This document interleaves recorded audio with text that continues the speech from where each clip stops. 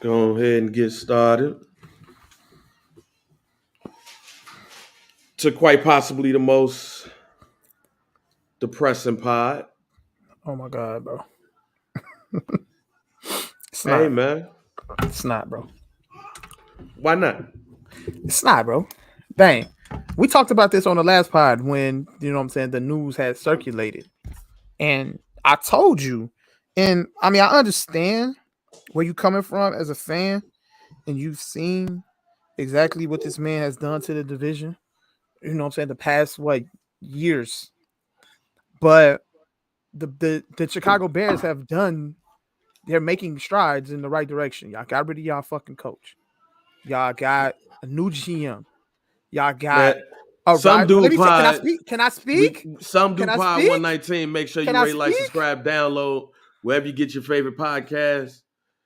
Follow us at Some Dude Pod This on nigga, man. Twitter, Instagram. Shouts out to people who may be checking us out on Twitch as we record the pods live on Twitch.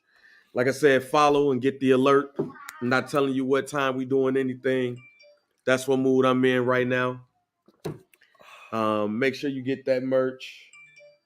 I gotta hit up Sparks anyway. I need a 40th birthday logo. A Bang 40 logo. I'll set that up So for you. You know how Sparks so be. Sparks don't yeah, respond unless me and you both we have to exactly. we have to have to go at Sparks from both Right. angles. Goddamn it, pause. We gonna get to this. We gonna get to this bear shit in a little bit. But I just want to Okay, just make it start all right. off the Cool. pod with a couple of things. First off, our homie Weso. I just need to. Bring this nigga in here. Is he coming in today? Is he No, coming he's in? not coming in today. Oh, He's working. okay, cool, okay. I Weso's thought we not. saw was. I'm I not thought we bringing. saw. I thought we saw I'm was not coming in. bringing. I'm not bringing Weso in for this. He's Okay. gonna have to listen to the pod for this. Yeah, But we got Weso, we got an exclusive clip just for this nigga. Weso, no, and it's not bad. What I want to first say that it's not bad. As Liam is sitting here, standing there looking at me, it's not bad. It's just what he's doing is pulling at the small stuff. The Bulls ain't beat the Philadelphia 76ers in like 12 games. All season. No, like literally 12 games. Well, yeah, but we could talk about this season in particular. No. I'm not gonna talk about just. I'm just gonna say in general, they had the Bulls on the 12-game losing streak. Joel Embiid, I learned yesterday that Joel Embiid ain't lose to the Bulls yet. Apparently, I got my Embiid owns heavy the onto. Bulls. There you Got go. my heavy onto. There you go. There you go. Just for the Embiid, people that's watching, who still right? be talking that Dasani shit to me. But go ahead. Yeah. You've upgraded your water palette. But Joel Embiid apparently has not lost to the Chicago Bulls. Okay. With that being said, I understand that you be wanting to get your thoughts off, and that's cool. I'm with you. But the Bulls ain't the team you need to be worried about At all. because honestly, the Bulls ain't beat no team in like the top three of either. We haven't beat anybody significant in We have like not a beat month. We have not beat anybody significant. We gonna roll where we want to go. All right, where we going? We gonna roll with it. We didn't have no thoughts of winning no championship this year. All of this right here is expectations are high now. But when we started this, what did we say, Mike? 8th seed or whatever. I think when we made predictions for the Bulls, I think we was like 6. I think we were like 6 seed, 5th seed. I said top 4. Okay. I think I said like 5 or 6. I believe that was my expectations for the Bulls. That was my expectation for the Bulls, and they're going to exceed those expectations. We still got a good, 19 to 20 games remaining. I said so top we can 4. still make a push. And the Eastern Conference is tight right now. So the Bulls are right where we expect them to be this year. We didn't say championship, but we definitely going to be right in the thick of things when it comes to the playoffs. So don't get Joel Embiid and James Harden and get too happy because what's going to mess around and happen is somebody is going to tear a hamstring or somebody's gonna fall awkwardly Knock on wood. and We don't not be around. we don't wish those type of things, or We not we wishing that. don't do that. But knowing Joel Embiid's history, knowing James Harden's history, You got to proceed with caution with your team. yeah, no, Cause my man fall awkwardly this next week. yeah, Y'all ass gonna be sad. yes, sir. So I'm with you on that. And that's all I'm gonna say about that. I'm with you on that. And I'll add on to this. Fuck all that shit. Bag speaking humbly speaking, sort of. Look, I say this, Joe. I think when we healthy, we fuck around running to Philly in whatever round. We losing. We going seven. Mike, we're not going 7. With a healthy line, we're gonna lose in 5. We're gonna lose in 5 or 6. The Marvelous, man, fuck all that. I understand the love for the Bulls. I got the love for my Bulls too. But we losing in 5 or 6. I like our chances. We play that Philadelphia 76ers team. I like our chances up against any team in the East in a 7-game series with a healthy Bull squad. No cap. And that's not speaking as a fan. That's speaking as, you know what I'm saying, that's speaking as a fan, Mike. I'm not. I like our chances. I like our chances. I'm not saying we're going to the ship, but I think they could put up a 6 to 7 game fight against anybody, and it could go either way. I said Bulls. I said Philly in 6. We're not going 7. Pat Williams don't rebound, so I don't know, DG. I don't know. Yeah, Pat Williams, I'm not sold on Pat Williams. Everybody likes Pat Williams. Everybody's waiting for him to come back. They're excited for him to come back, but I think he's a waste of size. We're winning the first round. Yeah, absolutely. Because I think we could beat a Boston. Everybody is starting to get on Boston's nuts. I ain't sold. Not me. I'm not sold against Boston if it stays 4-5. Not me. All right. If we keep the 3rd or the 4th seed, we're winning first. We're winning round 1. If we end up having to go up against Brooklyn, depending on where they fall, no. But I understand what you're saying, though, man. We'll see how the chips fall. And we gotta beat them. Look, we ain't again. Joel Embiid play, we lose. We fuck around and get swept. Bro, I'm just being honest. We're not getting swept, G. Look, we fuck around and get swept. Not gonna happen. That's all. Hey, keep that optimism though. I'm not going. Did you see that story? Go ahead. Go ahead. No. But that's the end that we ain't even got to really go too much deep into that. That's just we send a warning shot. We just send a little warning shot that we sold to, you know what I'm saying? Keep it cool because Joel could sprain a knee and James Harden could pull a hammy at any given moment. And then you're just gonna be stuck with Tyrese Maxey and Tobias Harris. And this ain't no Nick Foles situation. If Joel Embiid or James Harden don't play, y'all ain't winning shit. That's it. Did you see a story about Ryan Coogler? Nah, update me. Bring me up to speed on this one. The director of Fruitville Station, Black Panther. Okay. He went to the bank. Okay. Hoodie on. His COVID mask on. Okay. Some shades. Okay. Wrote a letter to the bank teller that he would like to withdraw $12,000. Okay. The teller was black too. She was a pregnant black woman. He had a little note. Okay. He's trying to deposit $12,000. He's trying to withdraw $12,000. He's trying to make a withdrawal. Okay. $12,000, and he wanted to be discreet. Why? I guess because he's Ryan Coogler. So he's trying to do it on the low. It's his money. But apparently, the bank teller didn't think it was his money. She thought he was robbing the bank. She called the police. Oh, my God.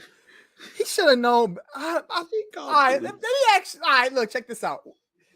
It ain't like Chad Boseman, Michael B. Jordan, who we actually recognize you by face. But you didn't. But you couldn't see his face, Mike. Exactly. But so why are you being discreet about withdrawing $12,000? My nigga, if you got $12,000 in the bank, you got $12,000 in the bank, bro. What they gonna say? Oh, That's more race. If you thought they was gonna racially profile you, bro, at the counter, bro, then you could have sued their ass. But you could go up to the bank and say, "Hey, I need to withdraw $12,000," and give them your ID and the paperwork and everything to prove that you have an account with the bank. Why are you going there? You asking for trouble. What the fuck? That makes absolutely no sense to me. Yeah, yes, I would have called 911 on your ass too, bro. Yes, absolutely would have called 911, bro. Just If like if that, you don't huh? pull your mask down and you got a hood on and you slip me a note, yes, I'm thinking you're gonna rob me. I've seen movies. Have we not seen this in the movies, bro? Just like that, huh? Just like that, bro. I'm hitting the silent alarm. The fuck? I'm confused. Yeah. I need to read up on this, but that's funny as hell. But yes, I would have did the same fucking thing. I ain't even gonna lie. Mike, I would have hit the silent alarm. So you would have hit the silent alarm. I would have hit the silent alarm.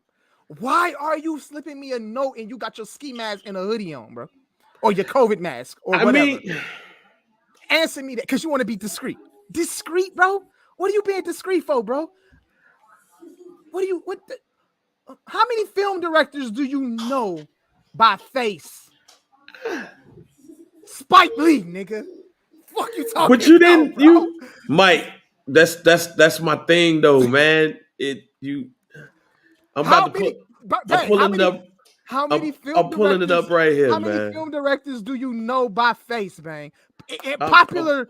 How many times have you seen James Cameron? How many times have I'm pulling it up. As you see right here, as you see, Black Panther director Ryan Coogler was mistaken for bank robber and arrested after passing a note to a pregnant Bank of America cashier, asking them to withdraw $12,000 from his account and count it discreetly. Red flag, bro. Red flag. This is him. Red flag. Let me see what we got going on here. You see him? Okay. Do you see that, Mike? Why are you passing a note, bro? I don't understand. Do you see the picture? All right, okay. Do you see the picture on the screen? Looking at this right here, but you say okay, so he didn't have his hoodie on. I would say he has a hoodie on. He has a hat on. But he don't have his hood over. He has shades on and he has a mask. I'm looking at that. I can't tell that's Ryan Coogler. I can't. I can understand that. And that's the note. I would like to withdraw $1,200 cash from my checking account, please. What does that say? Please do the money counter somewhere else. No, bro. I would like to be discreet. No, bro. Okay, so give him your ID then. Why would you just slip the note? Give him your ID. That looks literally okay. Let me ask you, that's on a withdrawal slip? Yeah. Fill out the withdrawal slip properly. That's what you do when you make a withdrawal. You have to fill out the slip. So you already had the withdrawal slip. It got all of everything, every place that you need to put your bank account information on. So why wouldn't you do that? Why would you just write a note? It's just discreet anyway. If you fill out the slip, she's gonna tell you need some identification. You're gonna need your account number and all of that, bro. Like this is stupid. Mike, is somebody who has withdrawn more than that. I'm not Ryan Coogler, but I've withdrawn more than that because you got to put your deposit for the crib. I've had more than that on me. This is dumb. I understand depending on where he's at. But I'm not gonna lie. This is just being honest. Okay, if I see that note, I'm hitting the button too. I'm hitting the button. But look, let me ask you this. So the bank teller saw this and they hit the silent alarm and the police came? Yeah, and they put him in handcuffs and everything. Yeah, he deserved that shit, bro. That's just dumb, bro. Put him in handcuffs and everything. He don't deserve it, but this is just dumb on his part. See, look. Police arrived and detained 2 people that were waiting for him in an SUV parked outside. Bro, so it was him and 2 people in an SUV. Oh, this looks like outside. A robbery. This looks like a robbery. This is dumb. They went inside the bank and they put him in handcuffs. This is dumb. This is dumb, bro. He was pissed. Asked for them badge numbers. Look at him. Look at this. I blame the COVID protocols. Because look, how many times have you went into a specific place of business and you've been like, I think they gonna think I'm gonna rob the joint today. I've never actually had that thought in my head where I have. I went into a place where I looked like I was a threat. Mike, I have. But at the end of the day, he's not making his situation any. He's not making it. Yeah, he's not helping his situation right now, bro. I mean, I'm not writing no note. Talking about, hey, count the money discreetly. I need $12K. This looks like a robbery. This looks like a robbery. There. Cause shit, he a director. That's probably similar to what a bank robber gonna look like in this day and age. That's just dumb, bro. Now, okay, let me ask you a question. Do you count something like this as racial profiling? I can't, bro. I can't. The teller's black, first of all. Yeah, so, pregnant black woman too. Pregnant black woman, bro. I've been around a pregnant black woman 3 times. I could probably bet you that she probably didn't even read the whole letter. She probably just nobody does that. No, she read that whole joint. I can tell you why she read that whole joint. I would like to withdraw $12,000 cash from my checking account. Please do it somewhere else. I like to be discreet. This is dumb. Discreet mean don't tell nobody. Don't call nobody. Looks like a setup. Just bring me the money. Count the money and bring it to me. That's just the way that I'm nervous. The way that's all being done is just wrong, and it would scare any bank teller. I'm nervous. So maybe he could have called ahead. I don't think. But listen, check this out. That could have happened too. He could have did that. But at the end of the day, bro, you don't need to be discreet, bro. You got some popular movies under your belt, but my nigga, don't nobody recognize you, dog. Don't nobody recognize you, G. Sorry. Mike, I would have been nervous. I'm sorry. Yes, I would have been nervous as hell. If it was a white woman, I would have not, like, if it was a white woman too. No need to be discreet, my boy. No need. You did that all wrong. If you would have at least handed her your ID with that, then you probably wouldn't have got the police. She probably wouldn't have hit the thing. But you didn't even hand her your ID. Yeah. Fill out the withdrawal. You can fill out the withdrawal slip and then write that note on there if you got it all filled out. Damn. And then give him your ID and then boom. He was upset at the cops, so he asked for their badge numbers and all of that. So no. I'm just saying I don't know how the cops were acting. Okay. So you know, in that situation, they might have been acting extra. Yeah, that's a funny story though. Look, I'm Ryan Coogler. I direct Black Panther. We're down here in Atlanta. Yada yada yada. That bank teller probably ain't never seen Black Panther. She probably ain't seen him, but she's seen Black Panther. She probably don't know how he looks. But again, he has on hoodie, hat, glasses, mask. I'm past the bank teller now. I'm talking about police. Look, I'm this person, yada, yada, yada. I'm just trying to get 12,000, boom, boom, boom. Now you might have an overzealous cop that, who the fuck you, Black Panther? No, nobody, no, but you ain't no Black Panther, no. Now that the cop might have been acting extra. No. Once we're not trying to rob a bank, sir. Like, I know you got me in handcuffs, boom, boom, boom. I get it. We're not trying to rob a bank. Here's my ID, Ryan Coogler. We're filming Black Panther, Tyler Perry Studios, right down the street. If you need to call somebody, boom. Now, again, the cop might have been, nah, man, you nigger, you know, might have done stuff like that. This is possible. Or he could have already been hostile with them before they even. Exactly. I kind of think he probably was getting jiggy with the police because he was mad that he got the police called on him in the first place. I mean, that could be a case too. That's how I think it is. I'm just trying to go up to the bank and get 12K. That's very well be the case. But he asked for their badge number. But he said he worked everything out with Bank of America. We good. But in regards to the button, I would have hit that button too. I'm hitting the alarm, G. I'm hitting the alarm. I'm sorry. I'm probably hitting that alarm too. I'm hitting the alarm. He went about that the wrong way. Because COVID protocols state that y'all got to wear masks. If you when I went to the bank to get the money to get the down payment, I had a mask on. Check this out. If you give him your ID, I was nervous too. If you give him your ID, you're gonna have to pull your mask down anyway, I'm sure, so they can look at your face Hey, for a don't, second. fam. Let me tell you what happened to Bang when Bang went to Fifth Third Bank to get the down payment for his house.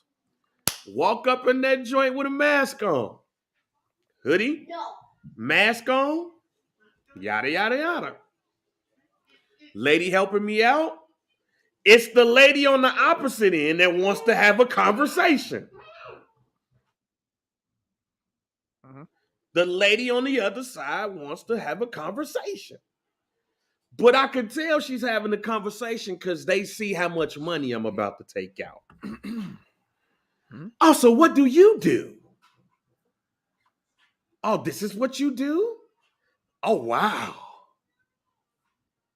Soon as a white person involving money, soon as a white person asks me, what do I do? I automatically get my spider senses tingling. Oh yeah. Now, that might, for some people, that shit might be, huh? To y'all? But to a black person, most black people I know, if I'm getting X amount of money in the bank and it's a large out the bank and it's a large amount, and you ain't even involved in the transaction, you on the opposite end. Ma'am, trying to get 15,000. Mhm. Oh, Who's this guy? who's this guy? Is this some type of rapper? Well, what do you do? Spider senses is already tingling, G. Absolutely. I'm sorry. It Absolutely. is what it is. So I get and I understand that the bank teller who's black and pregnant, and again, she's pregnant too. I'm I'm trying not to get in no trouble today. I'm just gonna go ahead and follow procedures. I'm just gonna hit that button real quick. Bleep, bleep, bleep. It's just the cops. I wonder how the cops were acting with him. And if he was being difficult with them, or if they were being difficult with But him. isn't a transaction at the counter discreet anyway? Like it's amongst you and the teller. Yeah, but again, it's not just about that. It's not just about that. It's about the other people around being nosy. Okay. You went to a grocery store, fam, and you've asked for something, and then the motherfucker who ain't even got shit to do with the transaction is over there asking questions and shit too. Mhm. We've all dealt with that shit. It's just in this case, the person was black and pregnant. She Okay, trying to they got. Did protect. you watch the body cam footage? Because they got body Yeah, cam I footage. watched the body cam footage. I'm not gonna play it here and all that shit. Yeah. But it was. I mean, it don't matter how the. It don't matter how the shit. It don't matter if you walk up in a place with a hoodie, a mask on, glasses on, and you write a note to somebody saying that you want to withdraw something discreetly. That's you. Depending on how that person feels for the day, that's you basically telling them, hey, look, I'm trying to take this money discreetly. I ain't trying to have no problems. You ain't got to call the police. Just go ahead and give me the money. No. I'm sorry. Yeah, that's it. That's it. That's all. Like, look. If you're in the industry or whatever, it ain't even got nothing to do with being in the industry. If you are in possession of that amount of money, a real significant amount of money, you're gonna have to deal with. You're gonna have, procedures are gonna be followed by the bank. That's what you just need to be ready for, and you don't have to think that that people around you are being racist towards you because they feel like maybe, oh, why does this guy have this much money? It's gonna happen. It's part of the territory. So if you're Yeah. I mean, I see this. This don't even count as part of the territory. To me, this is somebody slid me a note and told me to grab some money on the low. yeah, he was just did that all wrong, bro. That I think he did that all wrong. I'm more worried about how he was treated by the cops. Yeah. But a pregnant black lady get a note like that, I guarantee you, she's doing the shit too. She can't even look at that man face and know who the fuck he is. That's what I'm And he's a saying. director. We don't see you. Like, if I saw Ryan Coogler, I know who he is because I follow all of that. If my wife saw who Ryan Coogler is, she'd be like, "Oh, that's the dude who directed Black Panther." Huh? Exactly. Oh wow. So he Okay. played himself on that one. Oh, okay. All right, cool. He All played right. himself. Now, if Denzel Washington walk up, oh shit. You want me to do what? Hey, just letting y'all know I'm going to the back. Gonna do some money counting and all of that shit. So yeah, man. Ryan, I'm more worried about what the cops did more than what this bank teller did. Because if you slide me a note talking about some be discreet, I'm gonna wonder if you're trying to rob me too. I'm sorry, Ryan. I mean, I'm sorry that happened to you, but you asked for that one. So, Okay, man. I guess we get started some dude pod. with the Aaron Rodgers shit. Yeah. What's the problem, man? Reportedly signed a 4-year, $200 million contract. He later on in the day, after Russell Wilson news came out, said, hey man, I'm coming back. Terms ain't settled yet, but I'm coming back. But as I had stated on Facebook yesterday, the terms gonna have to be big because he's going to be the highest paid quarterback, the highest paid NFL player in history for right now. The other part about that is that they need to bring that cap number down.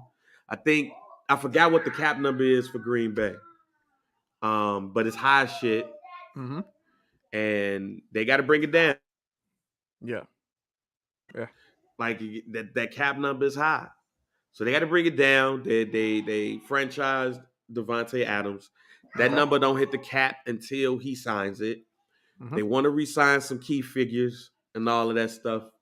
But Aaron Rodgers is back. And I know when that alert happened, when we was doing the pod last week, I was pissed. Yeah. And you was trying to talk me off of a ledge. Yeah. And I'm here to talk you off a ledge right now. I'm going to stand here. I'm going to talk you off the ledge again. Talk me off the ledge, Mike. And I'm going to explain to you why this shouldn't bother you as much as it should bother you. Go ahead, Tim. Because, bro, they not winning shit. They're beatable. We saw it in the playoffs. He took Mike. L. Mike, see, that's why you're not talking me off of a ledge. This is Chicago versus Green Bay I'm talking about. I'm not talking about Green Bay versus San Francisco, the Rams, or anything like that. Okay, so I ain't gonna even go that route. I'm gonna just go this route. If you're gonna talk me off the ledge, this is the route. Right. This is the route that I've been trying. I talked to you. I said this on the pod, on the last pod. I said you need to just focus yourself on what the Bears are going to be able to accomplish this season with the new coach, with the new GM, with emerging Justin Fields, with, you know what I'm saying, bringing back, you know, y'all defense to the stature that is known to be at. That's what you guys should focus on right now, because everything is in place, it seems, for the Bears to have a successful season and not worry about, you know what I'm saying, Aaron Rodgers. That's how I look at it. That's my only take on it. Like I said, I'm not a Bears fan, but I like Justin Fields and I like what he does on the football field, and I like his future in the NFL. And I think that he's going to be successful and take the Bears to higher places, which, you know, I feel that. And with a healthy defense and, you know, the pieces in place on y'all defensive end of the football, I think y'all good. I think y'all have a chance, man. I think y'all have a fighting chance in the NFC North, even with Aaron Rodgers. Even with Aaron Rodgers still in play. I just turned it on No Jumper. Angela White is explaining why organizing the gangbang is so hard. It wasn't hard for me to organize a gangbang. I'm sorry, what? A porn star was talking about how it's hard to organize a gangbang, and I was talking about how it's not that hard. All right. You know. Yeah, I organized the gangbang before. Okay. It was by accident though. It wasn't. Yeah. It was Story very time. organized though. I can't tell that story, fam. Yeah, That story is. we I gonna leave that can. one. We gonna leave that. I leave that for the end of the show. All You right, got to cool. remind me. Talk about. Nah, I can't do that because other Yeah, people might listen to the show. don't worry about it. We're gonna leave that one. I But might get bang, a that's my job. that's Might get my a take. job off of That's it. my take on this whole Aaron But Rodgers thing. yeah. I don't think this is something that you need to See how you see how quick I got the subject off of Aaron Rodgers. Yeah, Mike, he don't want to talk about this shit. It's Mike, in let the me- notes, let man. Mike. So we gotta talk about it. Mike, It's let in me the tell you notes. this. Let me tell you this, Mike. The Bears are gonna have a new head coach and a new GM in 4 years. Okay. Let me tell you that. Okay. I like Coach Flus. Okay. You know, based off of the defense that they had in Indy. Okay. Offensively, Oh, excuse me. we have a emerging Justin Fields. We have a running back and a half.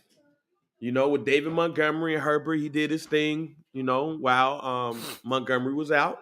It's going to be interesting to see how all of that happens, But we have the quarterbacks coach from Green Bay as our OC.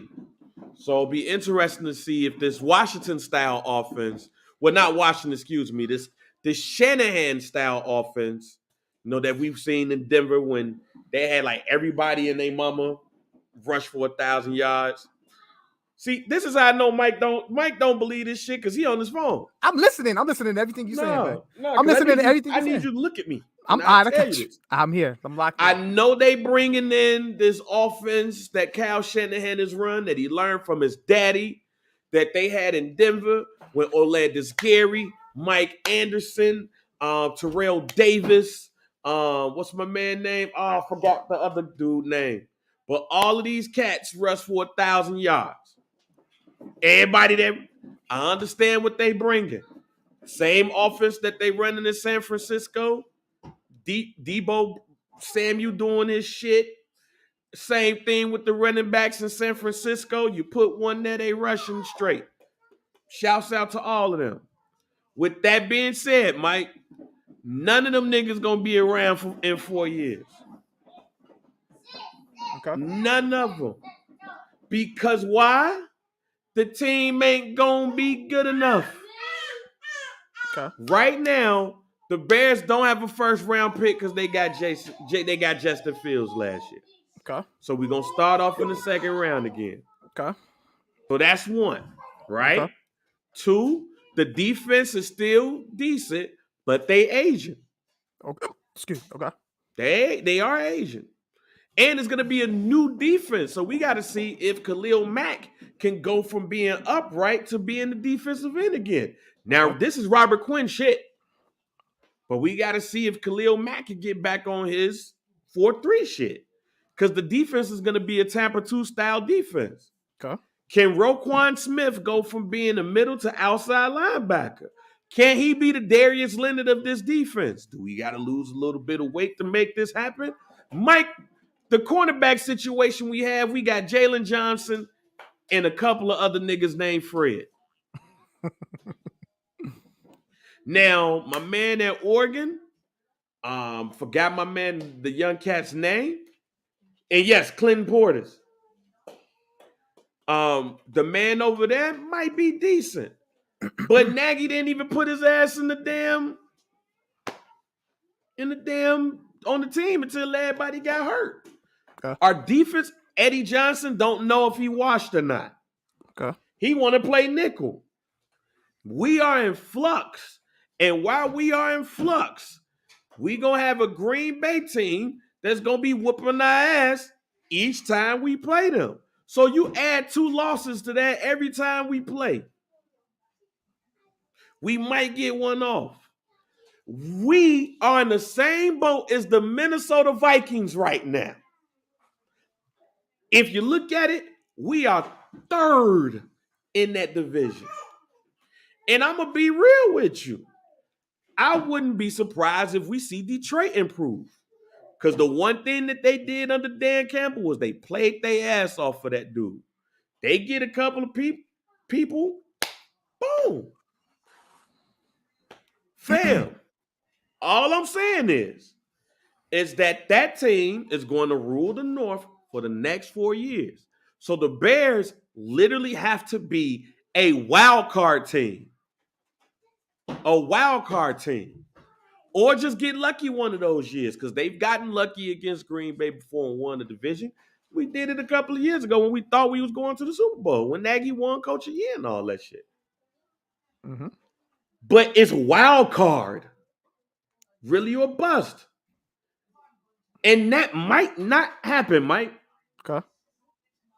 In that division, I'm talking division. Mm-hmm. And if that does not happen, Mike, we got a new regime in 4 years. Okay. Okay. New regime in 4 years. Okay. Ryan Poles ain't gonna be around, the new GM. His assistant GM, Ian Cunningham, ain't gonna be around. They ain't gonna want to hire a black dude as a GM no more. Coach Flus will be replaced by some upstart offensive coordinator again. And by that time, Aaron Rodgers will be making a decision on whether he should retire or not after the 4 years of his contract is over with. Mm-hmm. So these next 4 years, G, sorry, it's wild card or bust because we do not have the players to do shit against them. And then when we get money, we got to hope that somebody's going to come. Now, Poles has said he'd rather build through the draft than through free agency. Oh, word? That's dope. We gonna have to, because ain't nobody gonna want to come here. The offensive line is Huff. We gotta spend some money on that shit. Because we can't expect to get somebody in the second round. The left tackle that we end up drafting is back fucked up, and he started playing towards the end. So shit. The GM is a former offensive lineman. The assistant GM is a former offensive lineman. Mm-hmm. So we gotta hope that they either see something in him, or see something in the second round, or pray that we got enough money to get a Terran Armstead, who's the left tackle on the market, especially since Orlando Brown Jr. was franchised by the Kansas City Chiefs. Okay. Fam, we got like $24 million in cap room this year. So this is a wash. This is a wash year. So what, I gotta wait to 2023? That's what we gotta wait for? Fam, I could damn near guarantee you this. Coach Flus is gonna be fired within 4 years. Ryan Poles is gonna be fired within 4 years. And we're gonna be wondering if Fields is going to be our QB of the future. And we're gonna be wondering if I'm talking to Bears, they're gonna be wondering if they should go ahead and get his 5th-year option. Okay. All because of that team up north. Okay. And the GM also put himself in the bind by saying, hey, we're going to run the North. You're not running the North with Aaron Rodgers up there, G. I like that optimistic. I like that. I like his optimism when when shit was in flux. It ain't in flux no more, huh? It ain't in flux no more, G. And you can say all you want about they gonna be having the bulk of the money and all of that shit, so the defense ain't gonna be as good. Fam, our offense is still worse than Green Bay's defense. Who gonna be the wide receivers, Mike? They talking about going after DJ Chalk, the wide receiver from Jacksonville. Amari Cooper is on the market. We ain't, fam. Amari Cooper is not coming to the Bulls. I mean Bears. We're not keeping up with Green Bay in the shootout. That's not happening. Again, their defense is better than our offense right now. We have no offensive line that's going to keep up with anybody or worth anything outside of even Green Bay. Look at the schedule the Bears got. Look at the teams the Bears play next year. And then go look at them defense, that front seven, the front sevens they have to go against. And who you gonna throw the ball to?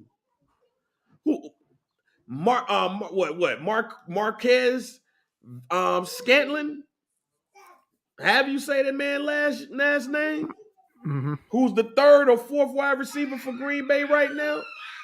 That's gonna be your wide receiver. The Bears are talking about getting him. It's a report that the Bears, that's one of the players that the Bears will go after. Okay. Marquez Valdes Scantlin. Yeah, whatever. Yeah. Bang, you're him and Darnell Mooney on both sides. Ooh. With Justin Fields. Ooh. What if they get an emerging receiver in the draft? What if they get somebody nice? The wide receiver draft, the wide receivers in this draft is a number of them. It's wide receiver heavy. So you're probably gonna get somebody, but where do you get them? Where do you get them, Mike? When you don't have all your draft picks. You're right. Hey, look, Bang. Let me say this. This is your team. You know better than me. So I could just go off the vision that I see from afar. Who they? Who they? But I love my Bears. Everybody know I love my Bears. I know you do. But the minute that Aaron Rodgers decided that he was coming back, that shit was a wrap. Now, we could talk about what Aaron Rodgers gonna do when the playoffs come. He ain't gonna do shit. As I said last podcast, at the end, he has all the pressure on him for the next 4 years to win a Super Bowl. That's what he has to do. He got to go win the Super Bowl. All the pressure in the world. You did all of this shit for nothing. Mm-hmm. I think the Bears. I think the Bears compete in the North. Compete where in the North? Nobody's competing with Green Bay these next 4 years. All right, we gonna see. Compete what? They 9-8. 9-8. That's good. 9-8. 9-8, G. And that's even look. And what's crazy is remember last season I predicted the Bears to go 8-9. What was that?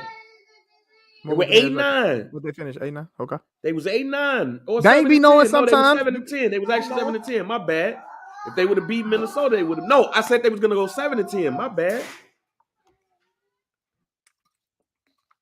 Yeah, 7-10. That's what I predicted. They win 7-10. Yep. Like, I'm not one of those Bears fans that we do some shit and then all of a sudden, oh man, the Bears, we got a new coach. We gonna win it all. I'm not one of those Bears fans that's like, oh man, give us some time. Time is gonna be 4 years after. It's gonna be after he's gone. That's what this whole year was supposed to be, Mike. Aaron Rodgers is gone. Let's see what they can do. But here's the thing with Jordan Love. If they didn't think about it like this, Mike, if they didn't re-sign Aaron Rodgers, they would have had a boatload of money to go after people on the defensive side of the ball, and re-sign some of them people. So, which means that defensively, they would have been just as good with a quarterback that they do know he's probably not going to be what you want. Well, he ain't going to be what you want with Aaron Rodgers, but they still had enough to compete and be the best team in the North still. Yeah. Without Aaron Rodgers, they still could have been the best team in the North. So we still got work to do. Now, let's look at the other divisions. Let's look at the NFC. Matter of fact, let's look at the NFC West. Let's look at the West. The Rams, the Cardinals, of course, the 49ers. Mm-hmm. That's 3 teams that's probably going to go to the playoffs in that division, which is probably going to cut your ass off. Dallas got their division, but the Giants is going to be a team that improves. Mark my words. The Giants with Daniel Jones or Mitchell Trubisky, we'll talk about that a little bit later, will be a much improved team under Brian Daboll. Uh-huh. And I hate to say what I'm about to say. Washington will be much improved with Carson Wentz than Taylor Heineke. Interesting. I'm not saying that they win in no 10, 11 games, I disagree. but you Carson got Wentz is garbage. Go ahead though. Carson Wentz was garbage. He garbage. Carson Wentz threw for 3,500 yards this year, Go ahead. Go ahead. 27 touchdowns, and 7 interceptions Yeah, on yeah, yeah, yeah, yeah, yeah, 62 yeah. on 62% passing. He Mm-hmm. wasn't garbage. He just fucked up at the last game of the year. Because if they beat Jacksonville, who they haven't beaten, Let me when say you this too, look though. at But let me Carson, finish. Let me finish. If you look at the numbers, Indianapolis against Jacksonville in Jacksonville ain't that good. And they still went 9-8, Mike. They were 9-8 in 17 games with Carson Wentz. With the only wide receiver they got was Michael Pittman Jr. And they did have Jonathan Taylor. Now you put Carson Wentz with Scary Terry, Curtis Samuel, Logan Thomas, Antonio Gibson. They got weapons over there at Washington with a decent offensive line. And if their offense played just a little bit better, that defense would have been better. They gonna be okay with Carson Wentz. They can win 8-9 games over there. Which, okay. if you do that, it puts you in wild card position. Now, I know you gonna say that because of your division. Yeah, and JD McKissick, whatever you pronounce my man last name, but go ahead. Carson Wentz ain't even guaranteed to start. He gonna start over that Heineke dude, fam. Heineke showed signs last season.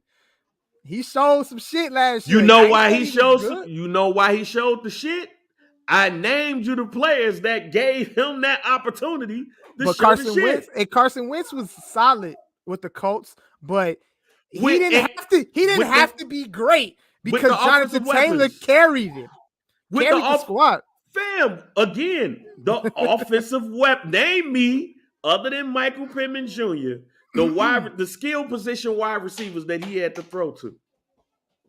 Now you go look at the skill positions in Washington.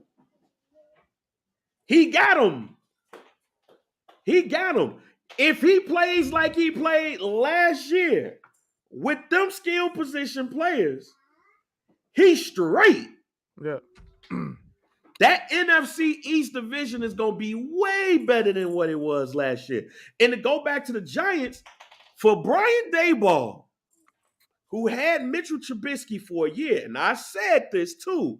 I said this before Brian Daboll and the Brian Flores shit happened. Mm-hmm. Brian Daboll gonna fuck around and go to the Giants. He gonna bring Mitch with him, and that's the team that looks like he's going to. And him and Daniel Jones is gonna fight for that job. And I got the strangest feeling that Daniel Jones will not start the season with the Giants. He's gonna either get cut or he's gonna get traded. Mm-hmm. And Mitch gonna get good money.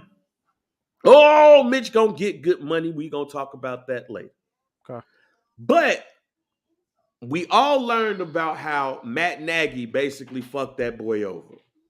Whether we liked him as a quarterback or not, anyway, he didn't stand a chance with Matt Nagy to begin with. Now you put him over there with Brian Daboll, who, according to everybody, is the reason why Josh Allen the way he is right now. Mm-hmm. Mitchell Trubisky sat with that man for a whole year.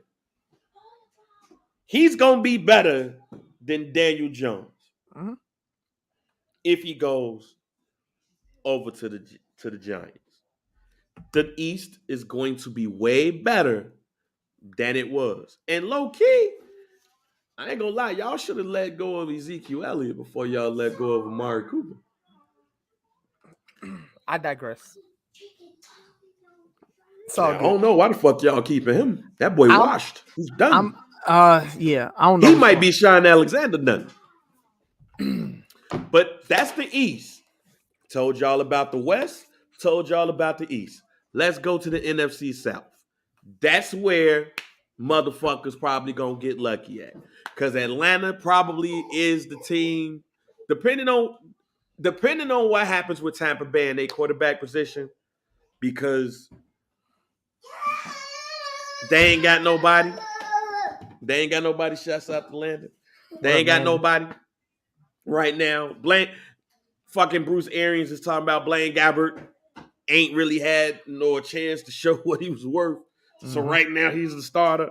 If Tom Brady don't come back and they don't get no other quarterback and Blaine Gabbert is your starter, that would be interesting. But Atlanta to me would be the best team in the AFC South. Mm.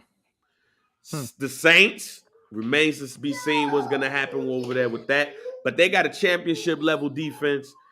Michael Thompson, he'll be healthy this year. Yeah, We'll coach. see I if think they going a little off the roof with that Sean Alexander shit. But shit, buddy. we'll see though. We'll Zeke see. washed, G. I ain't gonna say he He washed yet. washed. I knew it was over for Zeke that game. He was fumbling all goddamn game. Which game was this?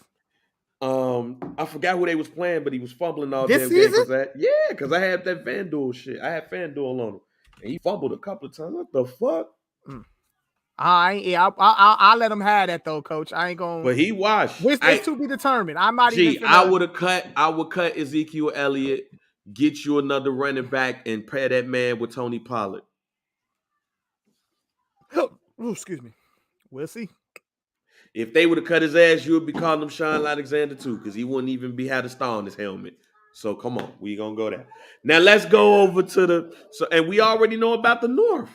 That's Green Bay. And then you got to look at the Vikings.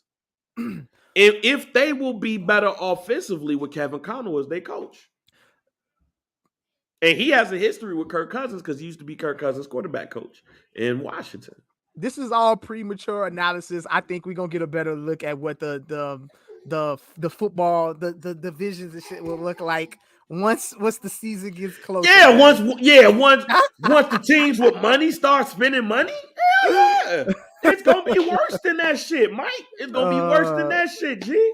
Once it's time to spend money, you got the Bears has $23 million in cap room. You're gonna have to spend half of that probably to try to get. I don't disagree with anything you're saying. I'm with you. I'm following you on everything you're saying. Like to get it. If the Bears were smart, you will spend that money on the money you have. You will go after people on that offensive line. You'll go after the left tackle, move Tevin Jenkins to the right tackle, get you a left tackle, a high quality left tackle, right there. But then James Daniels is a free agent as well. So do you re-up with him or do you not re-up with him? Mm-hmm. You got to try to keep him too.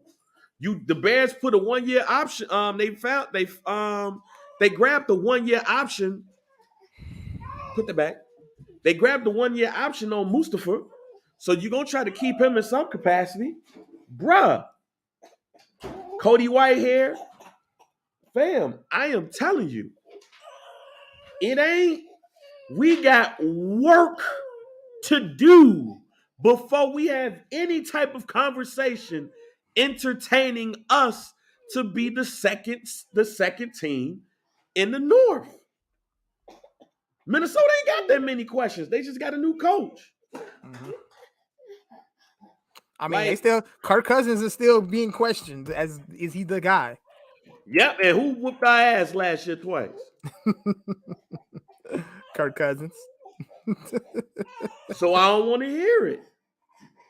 I don't want to hear that shit. We in trouble, and with that man coming back, we in trouble. Now, this is what I'll say this. Coach Flus might bring some type of flair to the team. White Lovey Smith. White Lovey Smithing it up. And this dude from Green Bay, who was the quarterback's coach, might be dope. But we gonna need an offensive line before we have any conversations about doing anything. And Cam Robinson, he got franchise tagged. Terran Armstead, he's a free agent.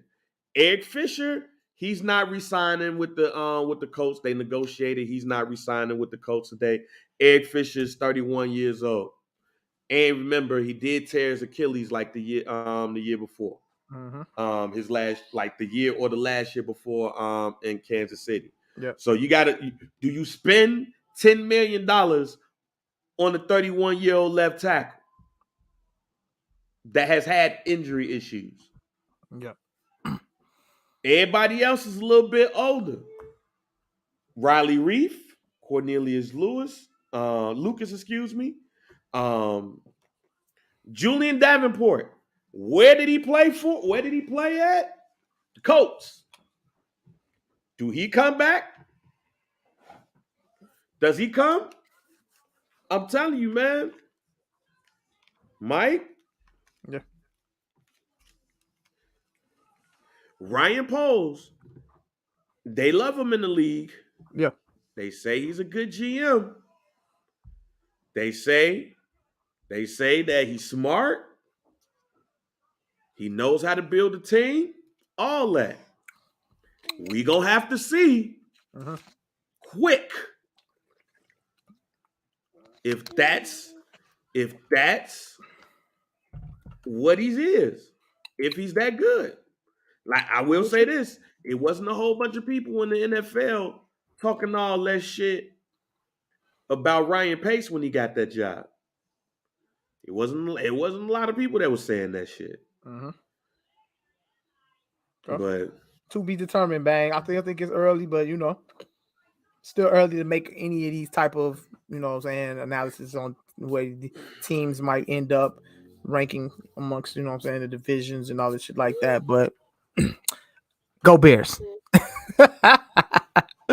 Go Bears. I'm riding. I'm riding with y'all. Ride with y'all, Bears. Again, you already know. It's bear down all day long. Mm-hmm. But the minute that man said he was coming back, yeah, we knew what it was. We knew what it was. My hope is that an offensive lineman knows what to look for on that offensive line. And they got two. Ryan Poles is your GM and Ian Cunningham, the first ever assistant GM in Chicago Bears history. Yeah. They're both former offensive linemen. When Kansas City had their offensive line issues, they said it was Ryan Poles who convinced them to do the deal who helped worked on the deal to get Orlando Brown Jr. and helped rebuild that offensive line with the people that they signed. So on that side of the coin, and look what happened. Their offensive line was way better than it was. Go ahead and take that step. Damn. No, he took one step today. Liam took one step today. All right, Liam. One step. But I trust that he could do it, fam. But that's going to be a 2-year fix. That's going to be a 2-year fix. Now, I will say this. I mean, I ain't no scout, but I do think that Larry Borum guy could be a decent replacement at guard. I don't see him as no tackle. I see him as a guard. I like him at one of those guard positions, and I think he'll surprise people. And if we get a left tackle like a Terran Armstead, if we could convince him to come to the Bears, throw that money at him and convince him to come, then you put Tevin Jenkins at the right tackle, and I think you got your tackles. Okay. And then you got a replacement for James Daniels at the guard position on the low with Larry. You got Cody Whitehair at the other guard spot. And try to convince somebody like what's my man that's at Tampa Bay, Ryan Jensen. Yeah, he's a free agent, and the center for the Rams, I think his name is Brian Allen. He's a free agent too. okay. But that's gonna take money, and then you got to hit on the draft. You got to hit.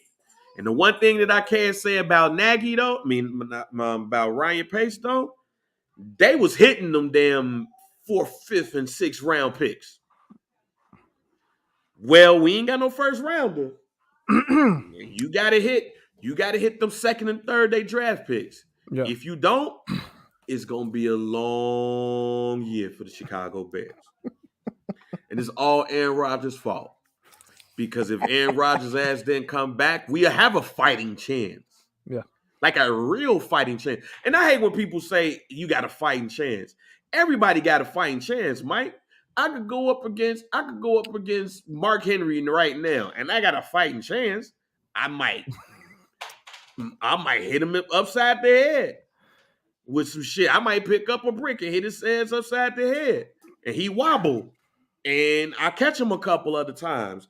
If you fight somebody, you got a fighting chance. Yeah. But that shit all change when you get hit in the mouth. And when you get hit in the mouth, that's when you figure out I'm fucked up. I fucked up here, and shit ain't right. That's the Bears this year. Yeah, we got a fighting chance. Any given Sunday, they say. Any given Sunday, man. No, if some surprising shit happens, somebody get injured, kicked out the game because they bumped into a referee or some shit. Oh shit! Aaron Rodgers bumped a referee. Yes, we got a fighting chance because Jordan Love ain't gonna be there, so they backup quarterback gonna fuck around and be you.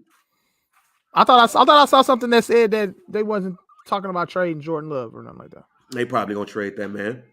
It's a court. Look, this year for quarterbacks, just to move on, this year gonna be a great year for quarterbacks. Yeah. If you a quarterback fan, shit's going to be great for you. Okay. Carson Wentz got traded to Washington. Okay. Russell Wilson gets traded, and I wonder if they're gonna redo his deal.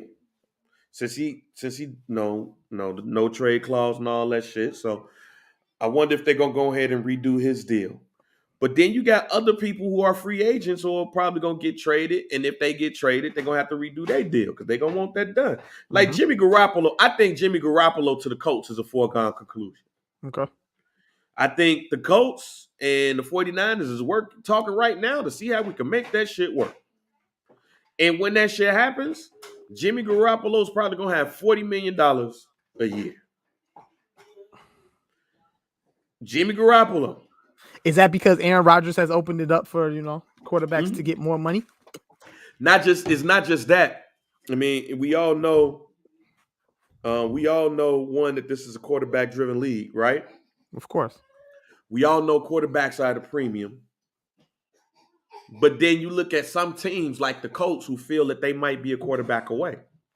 Like the Colts are really like a quarterback away. Yeah. But are they a quarterback away or like a franchise quarterback away? No. Do you think they need to invest in a franchise quarterback or they need to like shop the market? I mean, but see, that's the thing. You're not going to get a franchise quarterback. In the draft, obviously. In the draft? Yeah. Well, let me honestly, with the draft, I don't want to say that. Because I was thinking about this earlier, right? Remember when the year that Aaron Rodgers and Alex Smith was drafted? Yeah. Of course they said that one of them two was going to go number one. But they didn't really love that QB class. Mm-hmm. That's one of the reasons why Aaron Rodgers fell from possibly going number 1 to 24.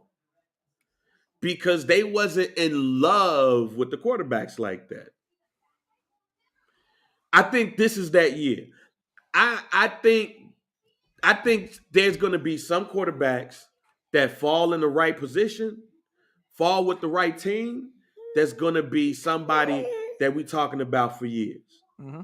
Like I don't know about the Malik Willis dude, mainly because he went to Liberty. Mm-hmm. And Liberty ain't no HBCU. So this ain't like, Steve McNair. If you at a smaller school, you got to have Steve McNair quality numbers. Right. And you go look at Steve McNair numbers at Alcorn State. And the fact that he won Player of the Year, and Marks was like, yo, he probably should be in the running for the Heisman too. Mm-hmm. You got to have that. Malik Willis, nice dude, gave some lady in Indianapolis some clothes and stuff. Yeah. I'm not saying my man gonna be Achilles Smith, but he has to be put in the right position for him to succeed. Kenny Pickett, same thing. My man from Ole Miss, same thing. I think these quarterbacks have to get drafted in the right spot in order for shit to be lit.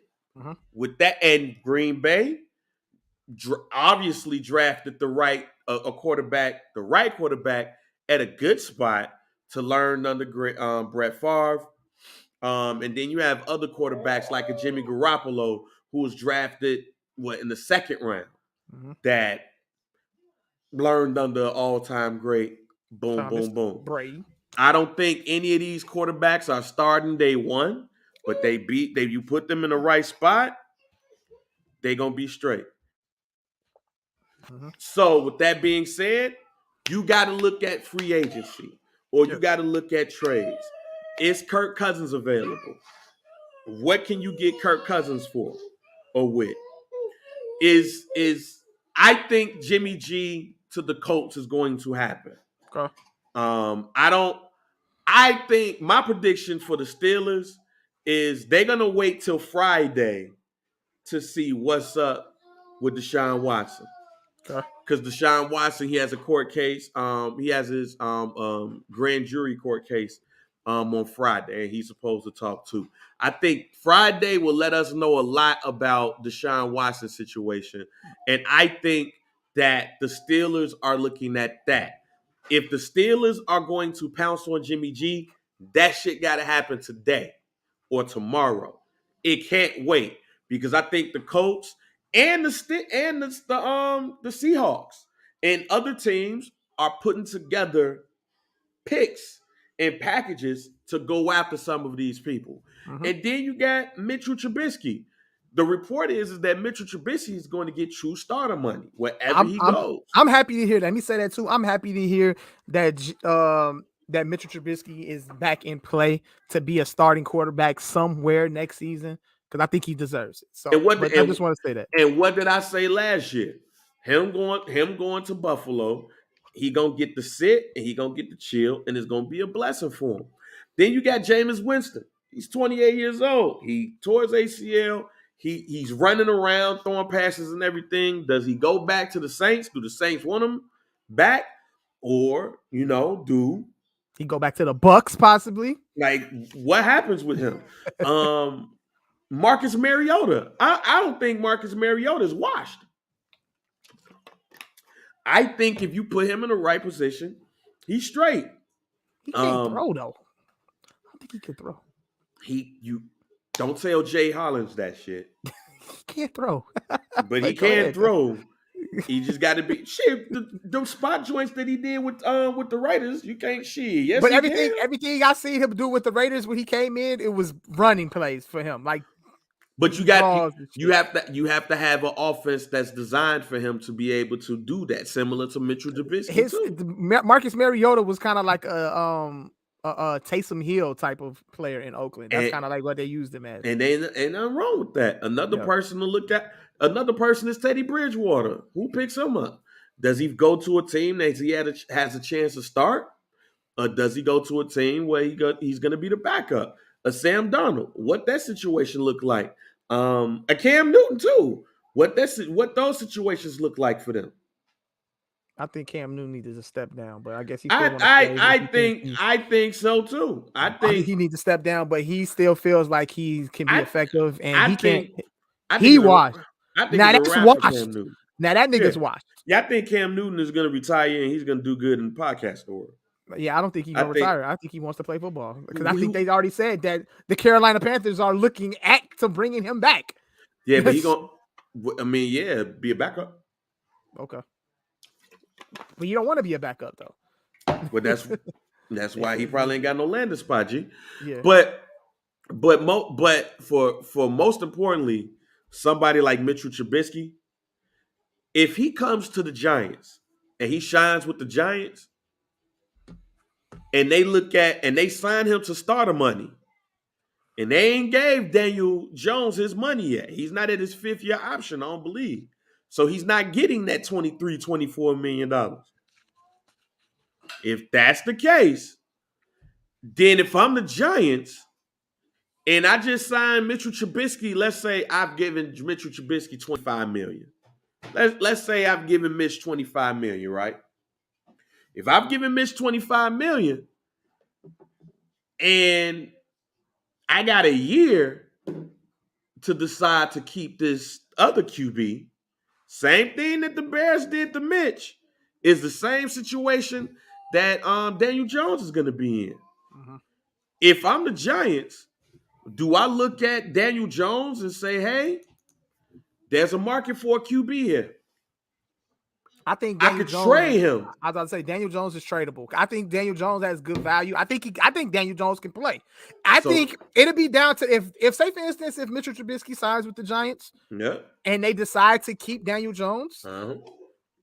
that quarterback head to head in training camp preseason, it's gonna be tight. I think because So, I've seen the good in Daniel mhm. Jones. Yeah. Yes, depth, great potential, great arm. He, you know what I'm saying? I've seen him make great throws and great plays. You know, I just think that his football team in general, I think he's just been put in a bad spot. Yeah, I don't think they put my man in the best position. Best position because he doesn't have a healthy running back, and his receivers haven't been healthy neither. He hasn't. But who did that sound like? Yeah. And his coaches ain't put him in the right position too. Who that sound like? The person that they probably gonna bring in. That same person just sat under Brian Daboll for a full year. Yeah. For a full year, he sat under Brian Daboll. So he knows the offense that's coming in Brian Daboll, who caters his offense. What a smart idea. Build your offense and cater your offense to the talents of your quarterback instead of trying to force him to do the shit that you want him to do. Yep. But Daniel Jones is trade bait. He could be. If in training camp, Mike, Mitchell Trubisky is the clear starter. You look at a Carolina, depending on what the Pittsburgh Steelers do, if they do strike out on the Jimmy G, and if Deshaun Watson situation ain't taken care of, and you really think Mason Rudolph is the QB for you for the time being, you look at the Giants and you say, hey, we'll take him. And we'll see how he looks. Yep. Before we have to exercise his option or not. You are going to have those situations. And a Jordan Love, to get to Jordan Love has spent a couple of years under Matt LaFleur and Aaron Rodgers. How many years? And more than a couple. Where we at with Jordan? It's 3 years, right? 2 or 3 years. Maybe 3. So let's just say 3, right?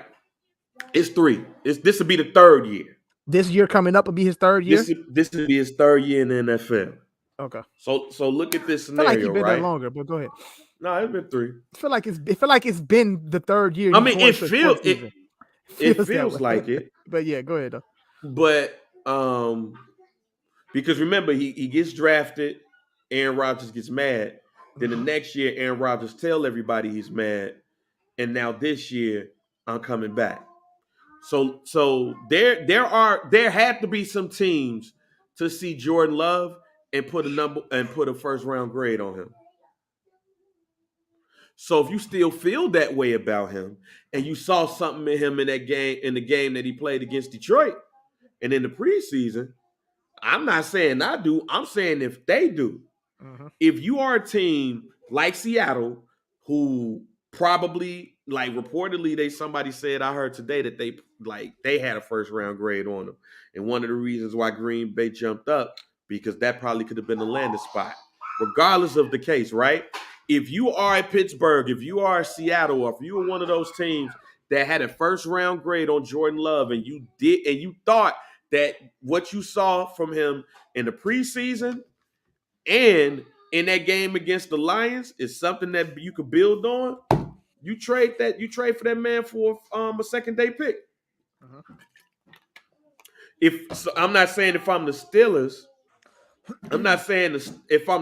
I do this, but if the Steelers really truly believe that Mason Rudolph is is the starter for them this season, if you could go get Jordan Love for a second-day pick, and you have them two fight it out in preseason, now you possibly got you a quarterback that was a number one pick. That's also your QB of the future. Yeah. That's a possibility. There's going to be some teams that think that. So it's going to be, and then you got to look at some teams that might need some backups too. Like a quarterback that comes to mind is Jacoby Brissett. Okay. Where do a Jacoby Brissett go to be the backup? Bears going to need a backup. Mm-hmm. There's going to be a couple of other teams that need a backup. Go look at somebody like Carolina. It's like, yo, how does that situation look? What's the situation with Nick Foles and Andy Dalton this year? Andy Dalton had a 1 year deal. Andy Dalton's had a 1 year deal, so he's a free agent. He's done. Nick Foles has another year left on his deal. But then look at a Nick Foles, and you say, hey, what that look like? Mm-hmm. Like Nick Foles just looks like a QB coach waiting to happen anyway. Look at Seattle's situation. Seattle got Drew Lock as their quarterback right now. He's their QB1. And Geno Smith. And Geno Smith is your backup. You do not want to go in the training camp with Geno Smith and Drew Lock battling it out for QB number 1. Why not? Drew Lock ain't. I don't know. You do not, but at the same, with Drew Lock. but see, here's the other thing about that though. I mean, I wouldn't want that, but here's the other thing about that though. You got a whole bunch of people that used to play for Seattle all have been talking about how that the reason why they won the Super Bowl was because their defense, our defense this, our defense that. We just need a defense and run the ball. So if you look at the running back situation for the Seahawks, it's pretty decent. It's decent with Penny and Carson. Mm-hmm. The defense, I think, and then you got Noah Fant as a tight end, and I fuck with Noah Fant. I wish Noah Fant. I mean, you fuck with him minus fantasy football. Right, I'm still mad at the fantasy football situation, but that is what it is on that shit, and that wasn't his fault. Yeah. That was Denver who took him out the game. Yeah, it fucked up my money. When you put that in the group, I thought you was like returning to that shit. That's what I thought when you brought that up. That shit was bullshit. Thanks for bringing up old shit. But then you also man, look at the situation with the defense. Shelby, like, dude is a beast on the defensive side. The defensive side of the ball, they was pretty decent. Still. So if you're Pete Carroll, do you say we could win this? We could do some shit with Drew Lock as long as we making sure we run the ball? Mm-hmm. Is he arrogant enough to think that? I don't know. But do you also look at that draft and do you say, hey, we could go ahead and get a Kenny Pickett? We could get a Desmond Riddler. Mm-hmm. Matt Corral, that's his name, from Ole Miss. Can you get one of those joints? Do you do that? As a possibility. So there's a lot of possibilities with these quarterbacks. So we'll see. I'm interested in what goes on Friday. Mm-hmm. I'm interested to see what's going to happen on Friday when Deshaun Watson case goes in front of a grand jury.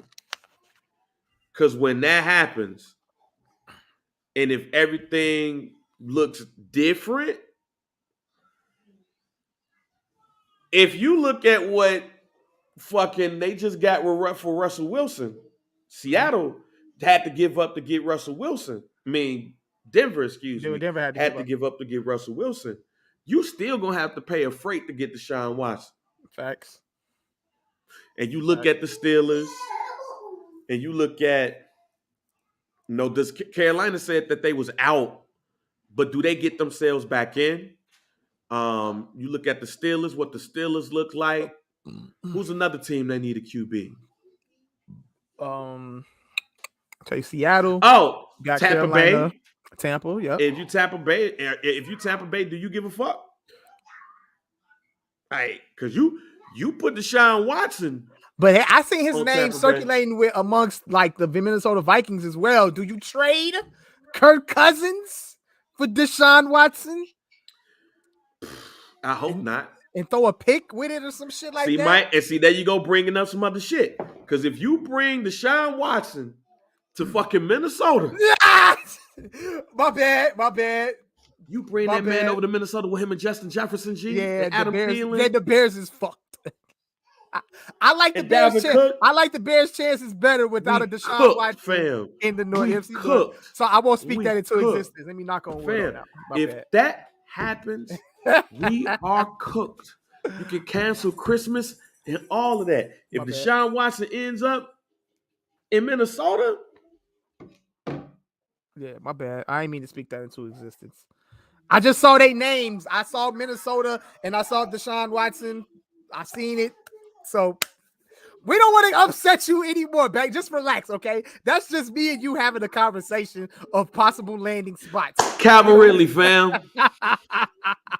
Calvin Ridley was suspended for a year for gambling. God damn, Deshaun Watson, Justin Jefferson, Adam Thielen, Dalvin Cook, Matheson too, Filthy. as the backup. Filthy. Filthy. That'd be filthy. They might be better. That offense will be better than Green Bay's. Filthy. That offense will be better than Green Bay's, and they will be the heir apparent to that division. That's hilarious. Man, if that happens, Chill out, Bang. That ain't gonna happen. That ain't gonna happen. you the one who brought it up. I brought it up Man, because I see their names. if that happened, I hope he get in brought up trouble on together. Friday. If that's being talked about, I hope he get in trouble on Friday. Damn, that's fucked up. Calvin Ridley, man, he got suspended by the NFL for gambling. Used the app, gambled, did some parlays, tried to win $15K. Fucking stupid. Suspended him for a year. Your thoughts on that, fam? I think this is the dumb. All right, look. Yes, it's against the rules. You can't gamble on sports if you're a professional athlete. Yes, he knows the rules. But this nigga got to be the dumbest nigga alive, bro. Got to be, bro.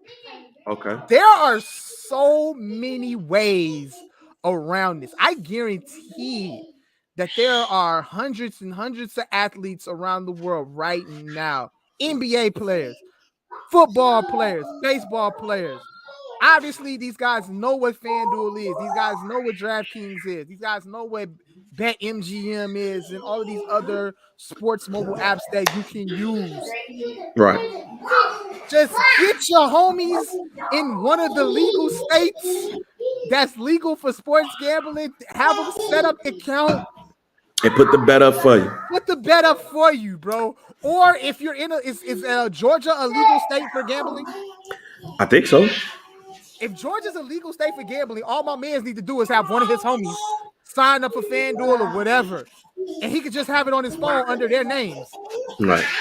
Motherfuckers is I guarantee you, motherfuckers is doing that right now in legal states. Like, you know, it's probably Chicago Bears players that got FanDuel in their homies' names. Yeah. I mean, I think this is just dumb, bro. This is just dumb on his part. I do think the suspension is excessive. I think the suspensions when it comes to, I mean, it's not a lot of NFL players. If you look at we can look at the list right now. I got the list in front of me, Mike. That's why I was waiting on you. It's a handful of NFL players that's been suspended for gambling. And obviously, if you look, I think it was only one player way back who, like, I think was like $300,000 in debt or some shit like that. So let me go through the list before I say anything. Let me go through the list. Alex Karras, you know him as Webster's daddy. Yeah. Webster's daddy. I don't know if y'all remember today's Webster's birthday too. Straight up. Yeah, happy birthday, Webster. That's funny as hell. But today is Webster's birthday, so shouts out to him. But with that, Alex Karras was suspended. He had missed the 1963 season. He was a defensive tackle for the Detroit Lions and an All-Pro the two of his first 5 seasons. But he was also one of the first 2 people that were suspended in gambling. Yeah. He placed a half dozen bets between the $50 to $100. That's petty money right there. He said, I mean, not in Well, 1963. yeah, $50 and $100 probably was a significant amount, depending on what you betting on. But yeah, Yeah, that's a decent haul in 1960. In 1963, he okay. came back in 1964, played 7 more seasons. He retired.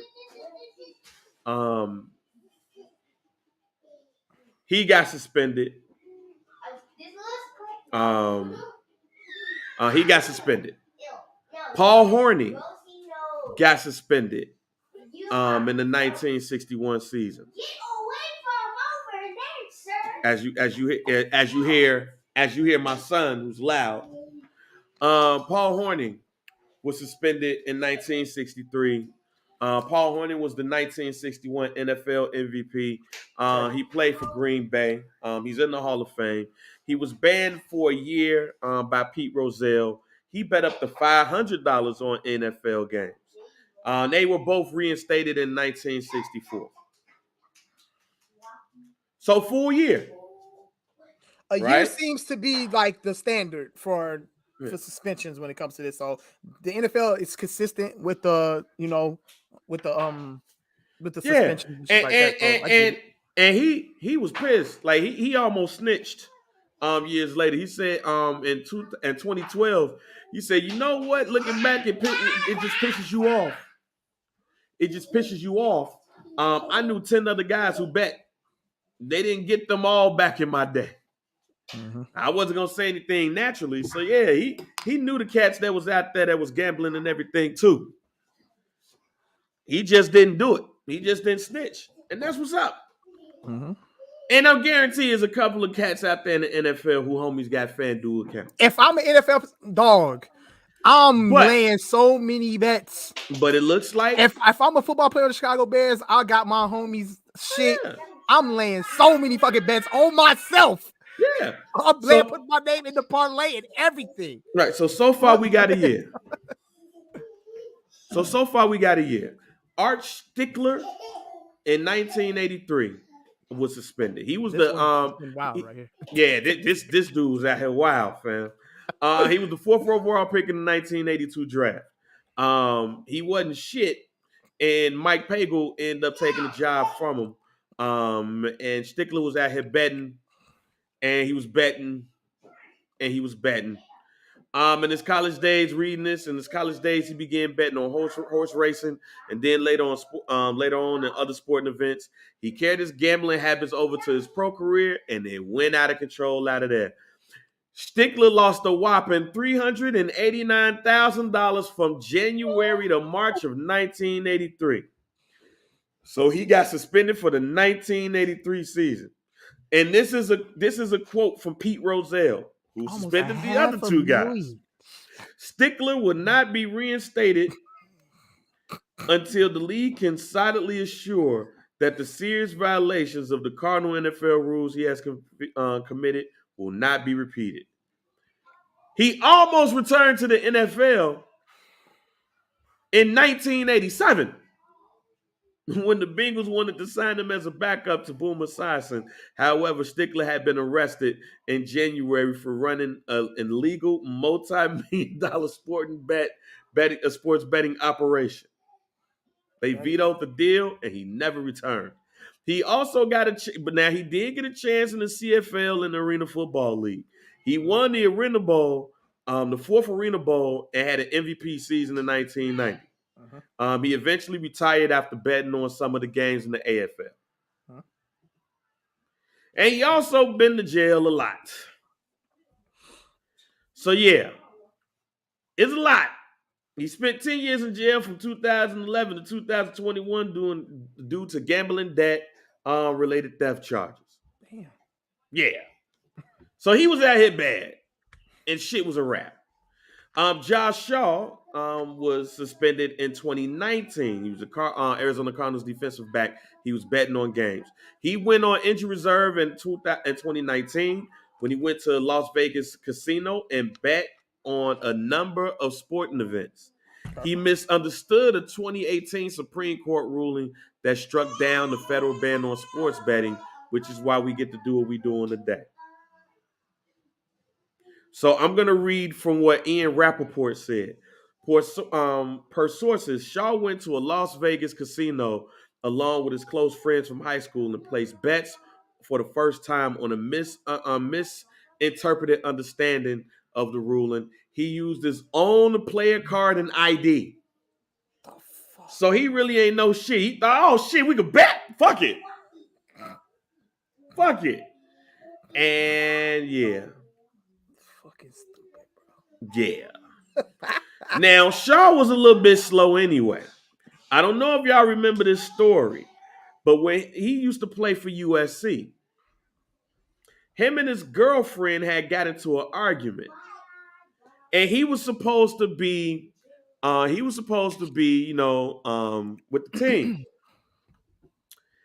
And he got into an argument with his girlfriend, and when people found out, he jumped off the balcony to avoid getting in trouble with the team. And he hurt both of his ankles. And he was suspended and wasn't reinstated until mid-November. So he got suspended. He just ain't been back because he's probably just not that good to come back in people's eyes. And then you got Calvin Ridley.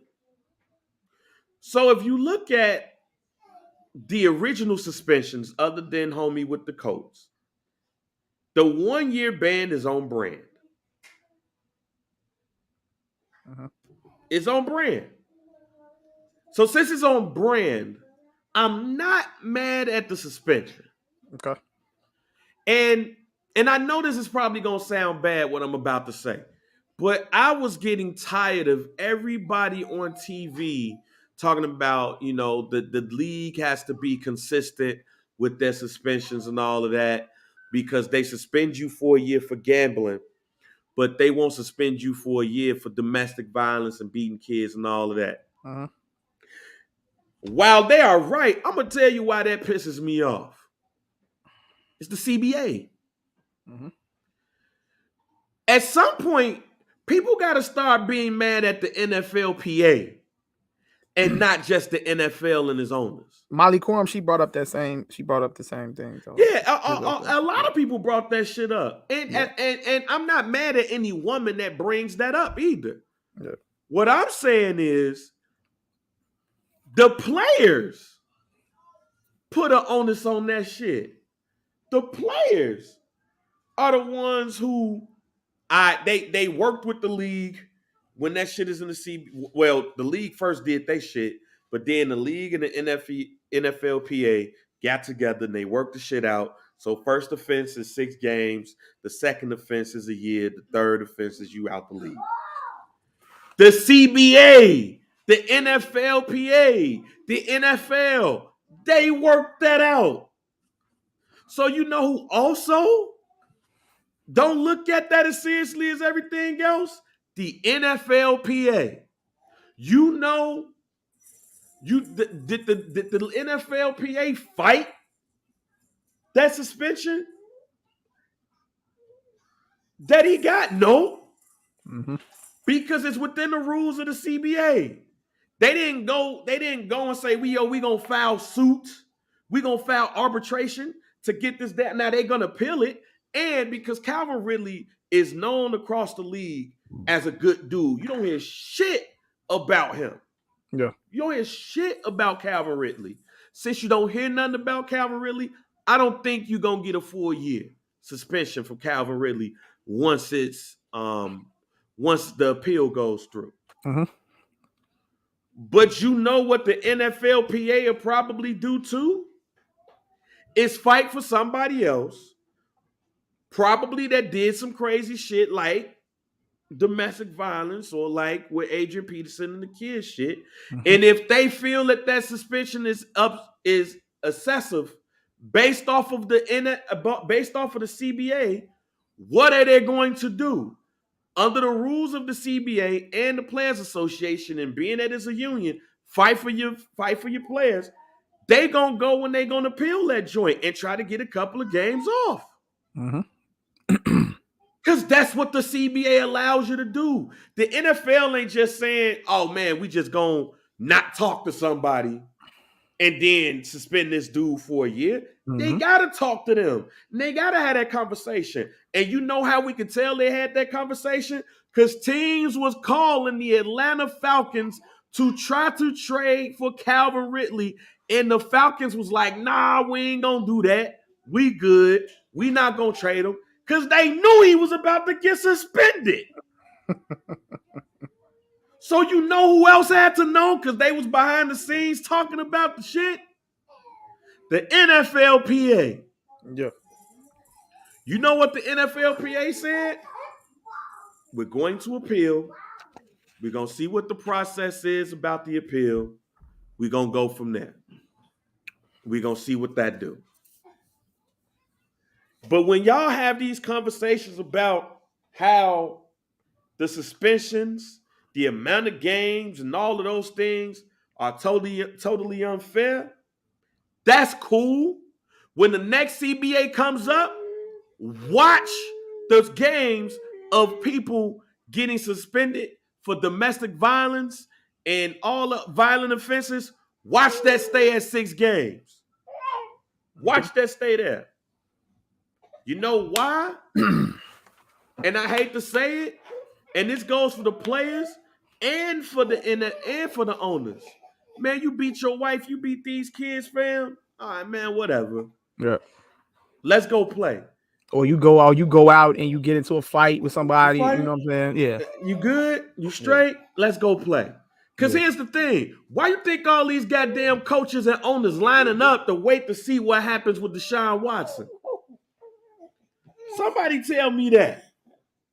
If we really having a conversation about this shit, why are these people lining up or was lining up, still lining up to trade for Deshaun Watson? Because at the end of the day, what he did seems like something that they could just give him a slap on the wrist for, and we gonna keep it moving because of his value. Right. And if you look at the shit that if you looked at the shit that he's accused of doing, that's some wild shit. Wild as hell. That's some wild shit. But I like the fact that he has we use the term a fighting chance to be able to play football again. Because at the end of the day, these are just accusations. You know, if his story stands that he was everything that he did was consensual, bro, you good, fam. Send this nigga to therapy and you go on about your business, fam. Like, yeah. The point you like this is the point is made right there though, fam. Like everybody's up to get this guy because at the end of the day, whatever if he does get suspended, like you said, it's gonna be like a 6-game suspension. Yeah, he gonna get a 6-game suspension and keep it a buck. And keep it a buck. I don't even think he gonna get. I don't think that he's going to be suspended for the full 6 games. Might get 4, might get 2. No, they're gonna suspend him for 6 games. I'm gonna tell you what's gonna happen. They're gonna suspend Deshaun Watson for 6 to 8 games. He's going to appeal, saying that he was already out for the full year. He was healthy. He was able to play. He was not hurt. But the team made him healthy scratches. He was a healthy scratches for a full year. Yeah. They're going to bring that shit down to 2 to 4 games. That's why, and that's one of the main reasons why, if you are a team, you willing to make a trade for Deshaun Watson, because you probably know my man gonna get suspended for 6 to 8 games, but he's gonna be back from 2 to 4. Mm-hmm. Because he sat out a whole year. He was a healthy scratch for the whole year. Mm-hmm. So where we gonna be at when that shit happens? Are we gonna be like, oh man, Deshaun Watson, this, that, and the third? Look at the reports and everything. He should be suspended for a whole year? Nope. That motherfucker gonna play a game. And every last person on ESPN and on Fox and all these people gonna be like, man, it's great to have him back on the field. Now, Calvin Ridley was dumb as hell for spending was for betting and I could see if my man was trying to win like a couple of $100,000. I would love to see the actual bets that he was making. But my man out here trying to win $1,500. He go get that. He can go get his Ryan Coogler on and get that out the bank. Yeah, I would love to see the actual parlays, but he's just doing this shit just for shits and Yeah, giggles. I want to see the parlays too. I want to see how good the parlays was. I want to see exactly what he was trying to risk 1,500 for. Yeah. But if it was a span of days, so he spent 1,500 in the span of days, he really wasn't trying to win no money unless he was that was the bet. He was trying to win 15K. Right, but I'm saying that they said that he did like bets within like. Yeah, it wasn't no big ass amount. Okay. It wasn't. He put 15K on the parlay. Okay. Yeah. He put like five. He put like five. Right. He put $5 on something. Okay. And put it on a big ass parlay.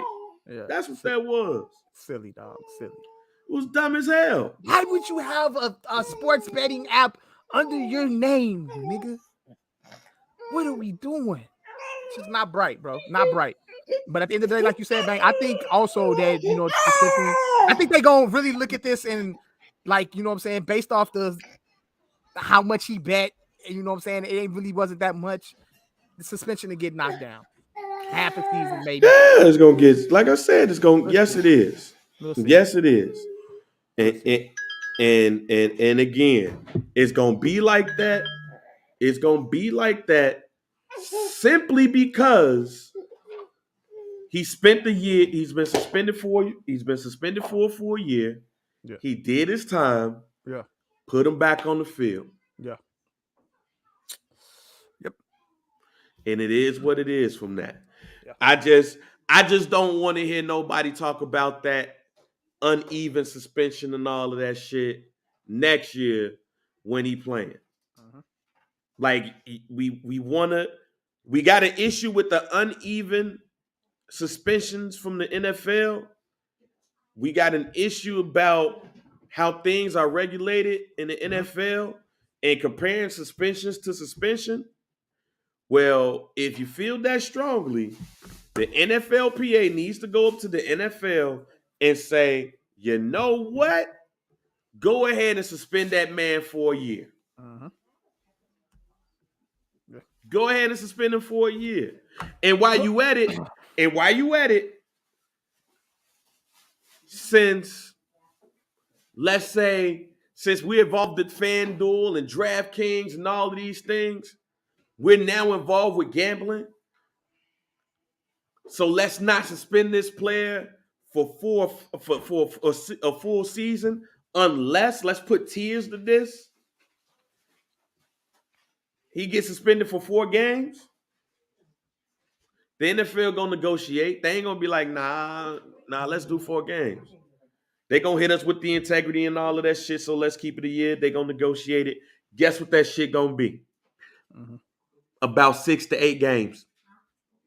The same thing is domestic violence, the NFL conduct policy. Let's put the suspicions within the NFL conduct policy. And it's going to be, and you know what they're going to say about that other shit? The NFLPA going to be like, nah.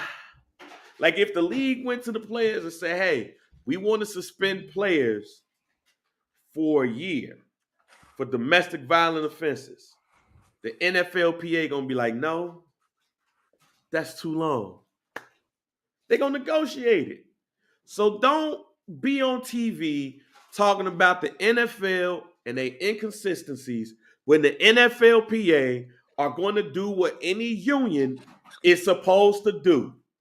Make sure that they players are straight. Yep.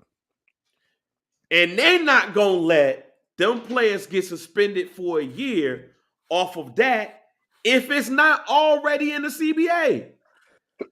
But in the CBA, from what I see, you could get suspended indefinitely, a year, indefinitely, or kicked out the league. You know what's not going to get negotiated? That is probably not going to get negotiated. It's not. Yep. So I mean, I get it. And I think he should only get 4 games because it was only $1,000 bet. I don't want to hear no, effect shit. He's a wide receiver on the damn team. Whether he was there or not, he know what the fuck going on with the team. He's inside information. He is the inside He information. is the inside information. Whether or not he got inside information Right. from a coach or from another player, goddamn Like, it, he knows the play. He didn't call Matt Ryan. Was like, yo, how the ankle, fam? How the ankle? You good? What I need to know is why the fuck was he betting on his football team to win, bro? Well, one of the best was against Jacksonville. You gonna take that bet? All right. Now, if you Carson Wentz and the coach, you might not take that bet. But hey, all right, man. But yeah, that was whack though. Before we get out of here, Biggie's been gone for 25 years. Today is the 20. As we record this, today is the 25th anniversary of the Notorious B.I.G. dying in L.A. after the Soul Train Music Awards.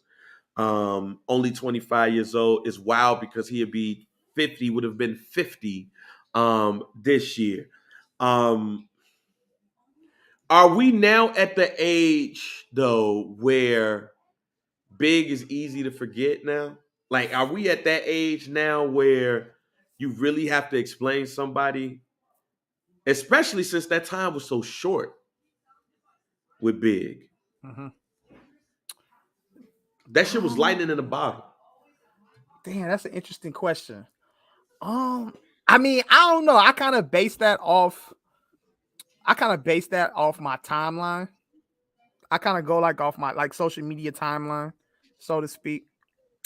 When you go up and down the time on my timelines of like Instagram, Twitter, Facebook, I think to this day, even though we're 25 years removed from this tragic situation that happened to the Notorious B.I.G., I still think that his name rings out. And I think today's society of like, the kids, this generation, I think they know who Notorious B.I.G. is. Right. They know. I think they know, they're aware of who Christopher Wallace was. I don't think we got to that point yet, man. Okay. I don't think we got to that point. I don't think we have to ask these kids like, bro. I don't think we need to school anybody on. Your daughter know who Big is? No, she don't know who Notorious B.I.G. is. She might look at my shirt and she'll say, "Daddy, who is that?" Like I got a Notorious B.I.G. shirt on right now. Hey Trey, do you know who the Notorious B.I.G. is? No. Do you know who Biggie Smalls is? My daughter knows a Notorious B.I.G. song. Do you know the song "One More Chance"? One more chance. That's the one they kill. No, she knows Biggie, that one. Give me one more chance. Do you know "Hypnotize"? No. Biggie, Biggie, Biggie, can't you see? Sometimes your words just hypnotize me. You don't know that? You know "Juicy"? No. It was all a dream. I used to read Word Up magazine. Salt and pepper and heavy D up in the limousine. You know that song? Damn. See, Nakeo knows those songs. I gotta do a better job. I she don't know. She don't know who Notorious B.I.G. is though. Like so I think she knows him by face. She recognizes those songs though. She knows those songs. Like I failed as a parent, Mike. Yeah, you ain't fair.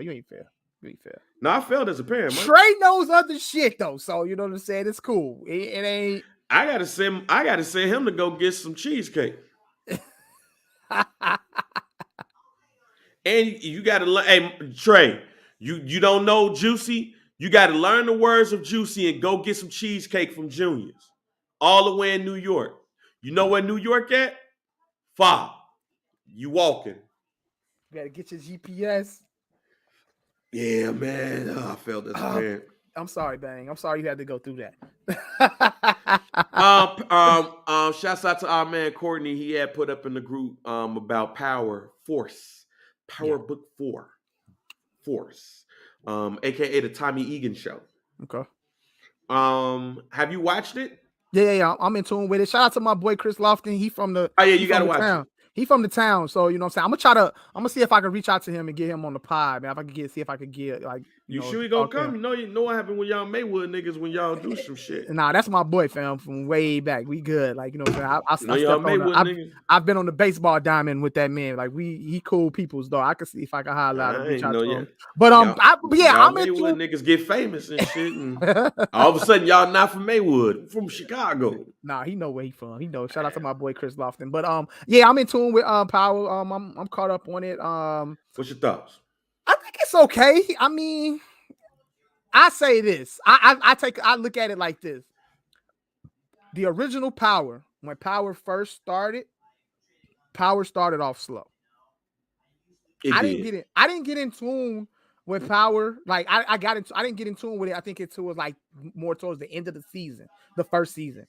Yeah, they almost had a couple of. They almost had some joints where I was like, you know what, I'm Power done. started off slow, so I'm gonna look at it. So I'm gonna take that because this is not. This is it is a spinoff of Power, but I think with Tyreek's show with Ghost, I think that was more directly straight off Because it was of like the next. It's like Ghost it. got shot, and Literally then the next went day. and literally like went right into the next direction with Tyreek, but pretty much, you know what I'm saying, rebounding off the original Power. This kind of has to like build up a whole new storyline just off the fact that Tommy was originally supposed to go to LA and then, you know what I'm saying, pit stop to Chicago and everything like that. So I Go think see family. I think with the storyline just having to be retold, this is a whole new storyline. This literally has nothing to do with the OG Power. So I Yeah, think with that, you gotta build. You have to build the new shit up. You have so to build all these you characters got to up. So build this up. So I think with that, I give it another. I would assume by like episode 8, 9, when we get to the end, I think it's gonna turn up.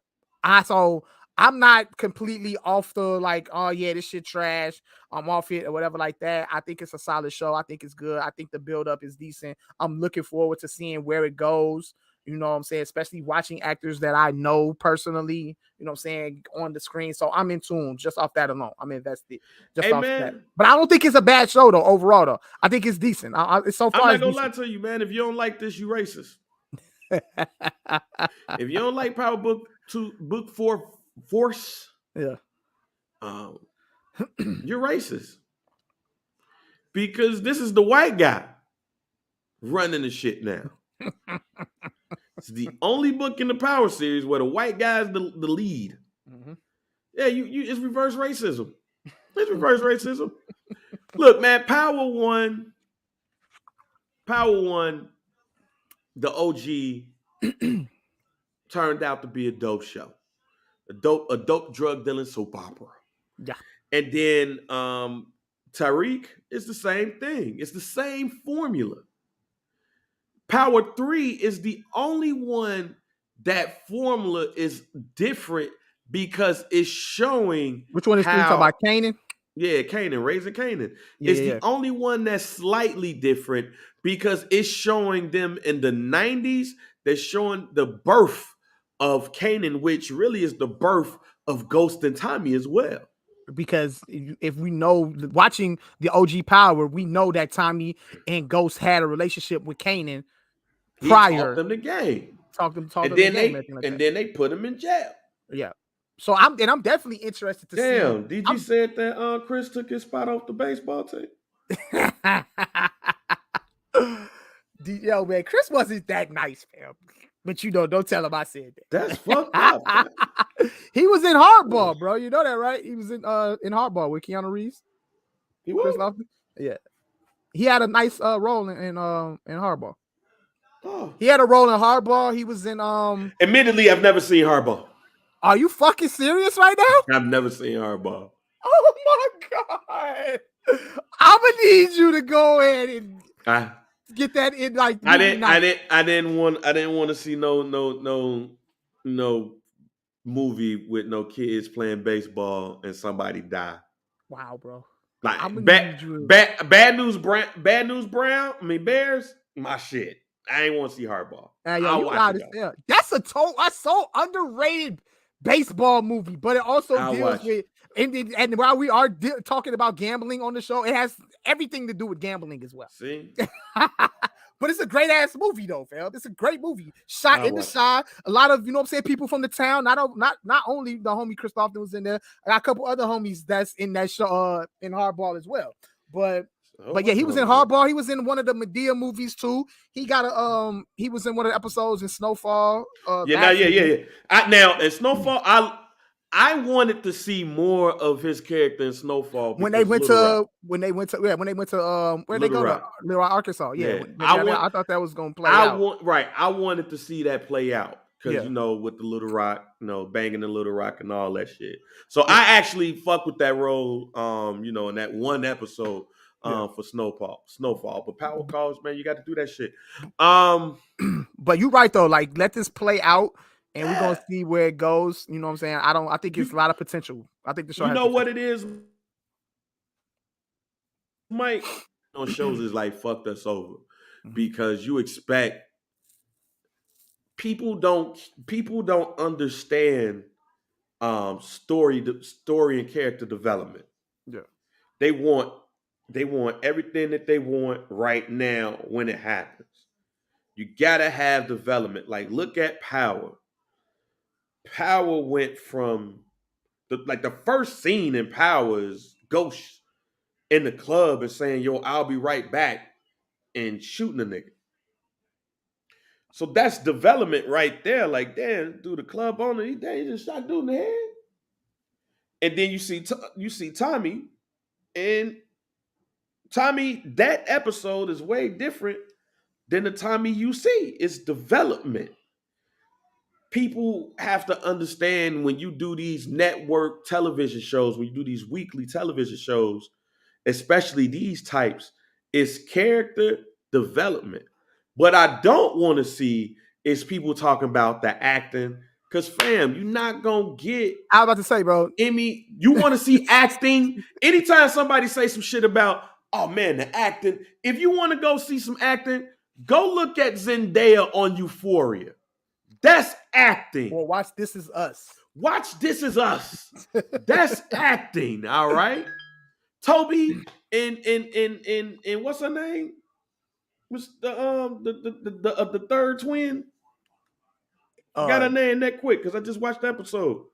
The big girl, um, Kate.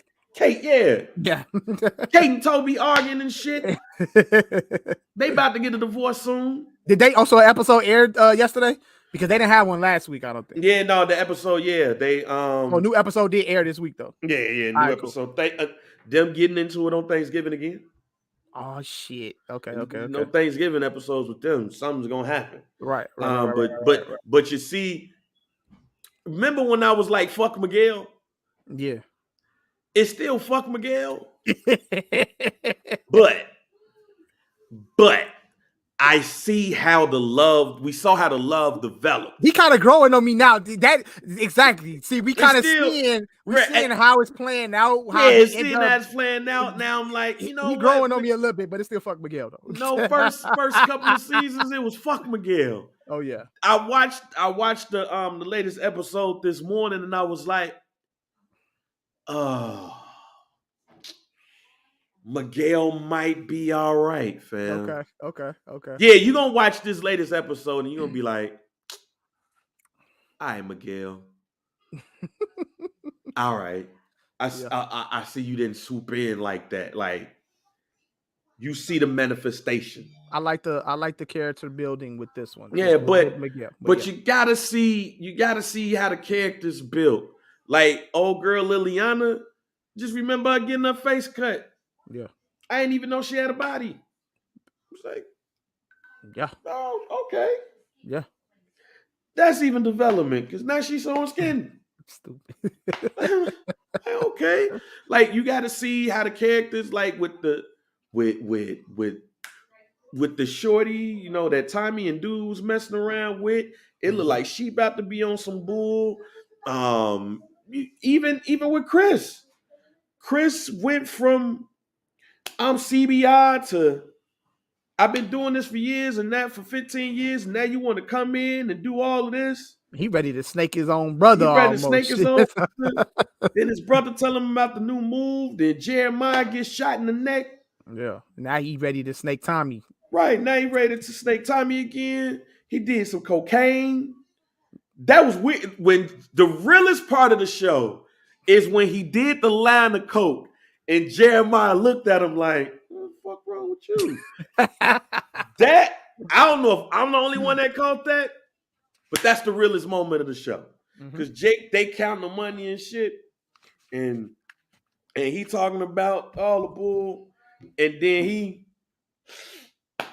I said I looked at Jeremiah's face, and Jeremiah was like, man, realest moment of the show. Okay. With that being said, yeah, we just got to let these things develop, and it's starting to develop, and it's starting to look like the old power. Yeah, they killed off the Serbs and all that stuff.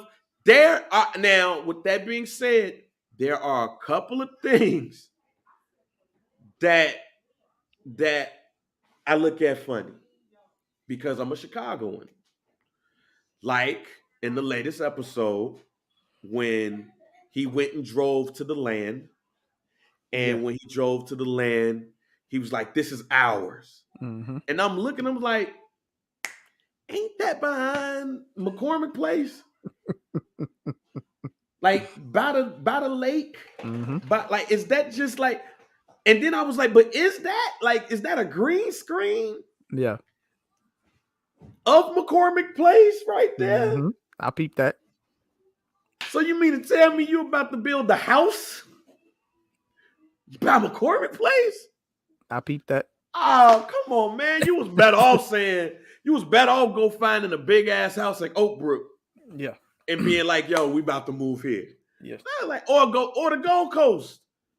I got this. This is ours. Mm-hmm. Don't drive by no land to buy a green screen shot of McCormick Place and be like, yo, this is ours, and then eat a Mackie on the hood of the Range Rover. Come on, fam. I was like, nah, get out of here. Yeah. And the Serbs on the west side, huh? I see.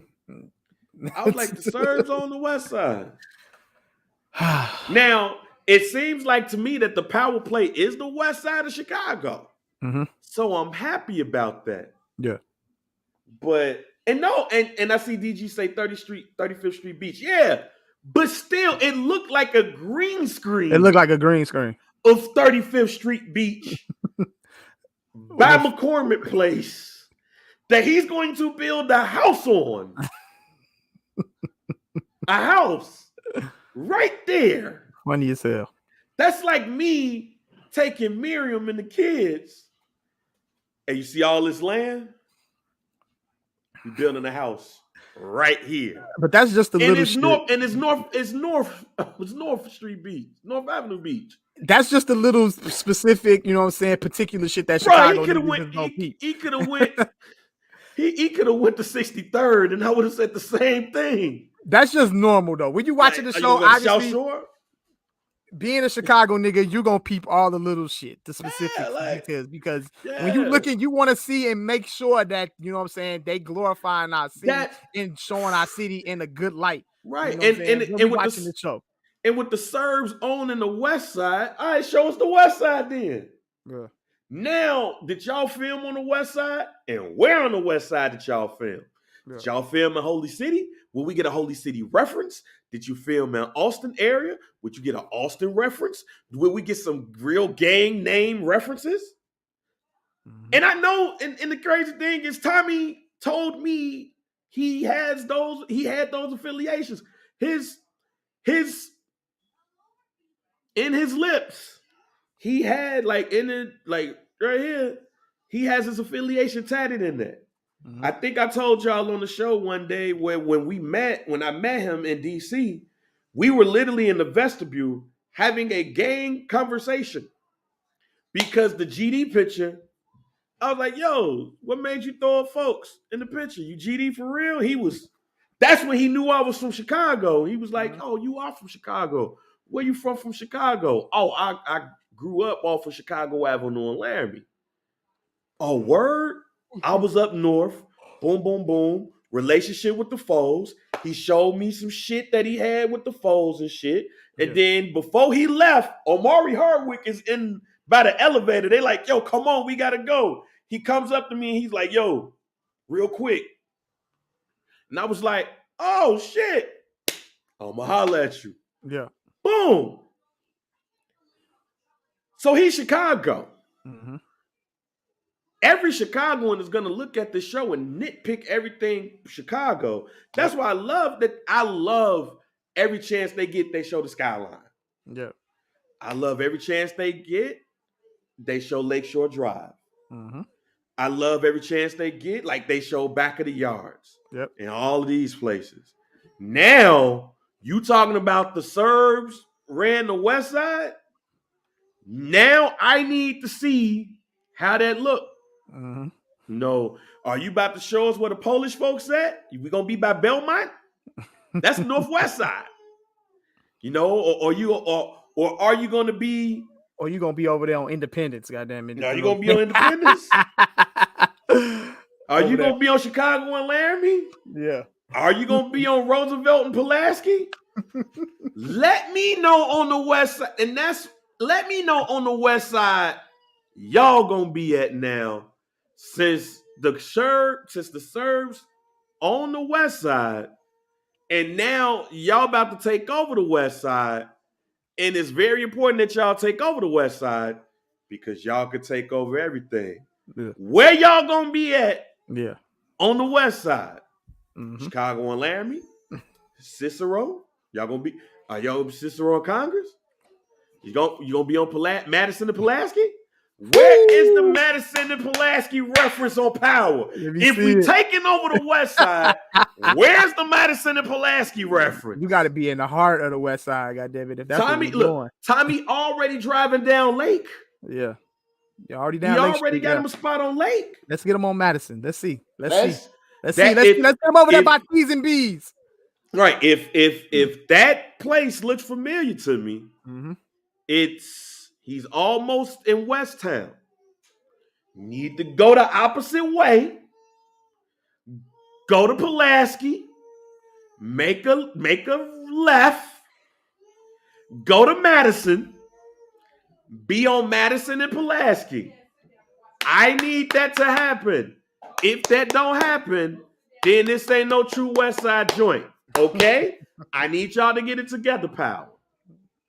We got time. We got time, baby. And the last thing before we get out of here, Kelly Clarkson. I have to mention this. Kelly Clarkson, American Idol. Since you been gone, you know, all of those joints. Good white people shit song. Go stream that song for her. Y'all need to stream it for her.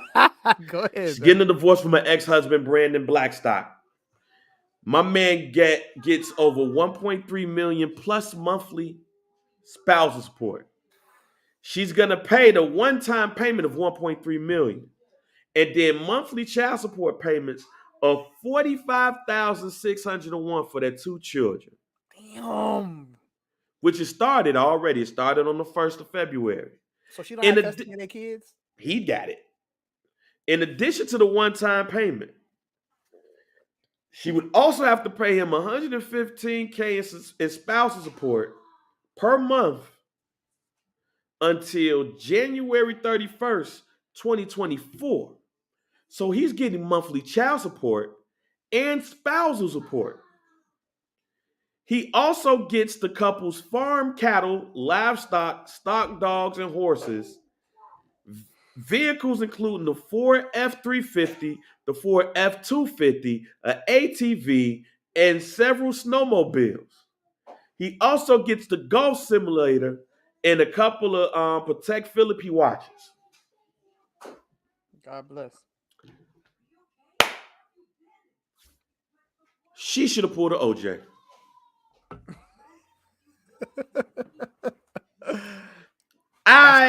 Look. Tough. Let me retract that. My bad. But relax.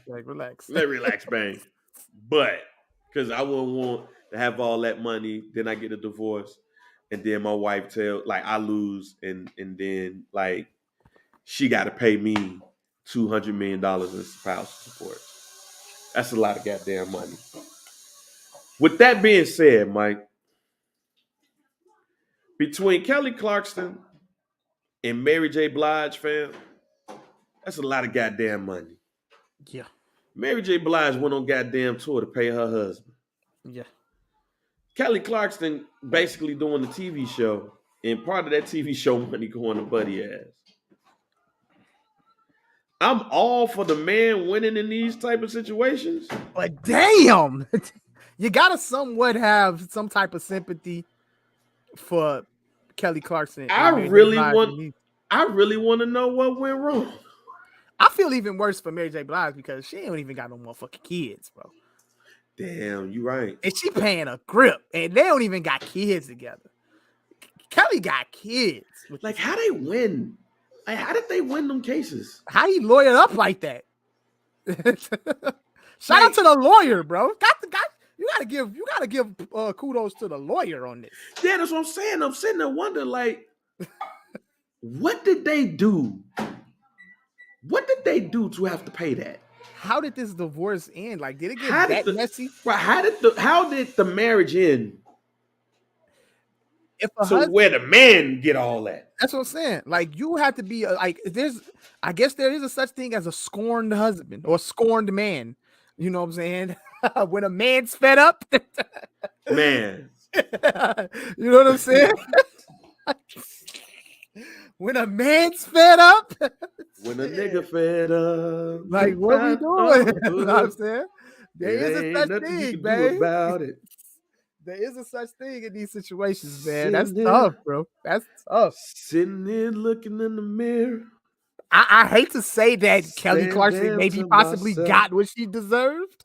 Yeah, it could be. I don't know. Sitting here looking in the mirror. Yeah. Saying damn to myself. Yeah. And I don't know what happens after that. I don't know. That's crazy, bro. That's crazy. I don't know, but it's something. Man, how does he got custody of the kids? How does that play? How is that? How does that happen in this day and age? Like, what? Do he not got a job? I don't know. What is his job occupation? What does he do? Is he in the industry, or is he just a husband that hit a lick? Man, that's a mad. That's a. Who is this? This nigga hit a lick, bro. Is he a husband that hit a lick? Yeah. Did he manage her? What, is he an accountant? Is he a lawyer? He hit a lick, man. The fuck, bro? He probably was a high school sweetheart that rekindled. He became a stay-home dad or something? Became a stay-home, baby, you go do this TV show. Bye-bye. This nigga. Damn, you do the TV show. You about to go on tour? I see you when you get back. See you when you get back. Me and the kids. We'll see you when you get back. We'll see you when you get back. Wow, bro. Oh, you was messing with one of the dancers on tour? Yeah, Joe. It had to be something. It had to be something to it, though. I'm getting a divorce. I'm getting a divorce. He had to have a bunch of leeway in this situation. Like, all of it had to play in his favor. Kelly had to do something, bro, because ain't no way. Ain't no way we getting that. Yeah. So, Mike, hey, ain't no. Shout out to him. Adele too. Adele had to pay that freight too. Now she with Chris Paul. Rich Paul. Rich Paul, my bad. Yeah. She with Rich Paul. Yeah. That's tough, though. That's tough. And he worth $1 billion, apparently. So if they get a divorce, if they get married, they get a divorce, prenup. Yeah, man. I'm glad I ain't that rich because I'd be prenup and all. Hey, Steven Jackson's probably looking at the Kelly Clarkson situation.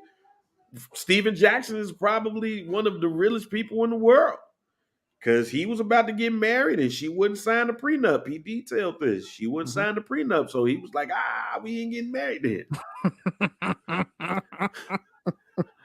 Now, women be different stories. You know, I love you and you love me. And we gonna be together forever.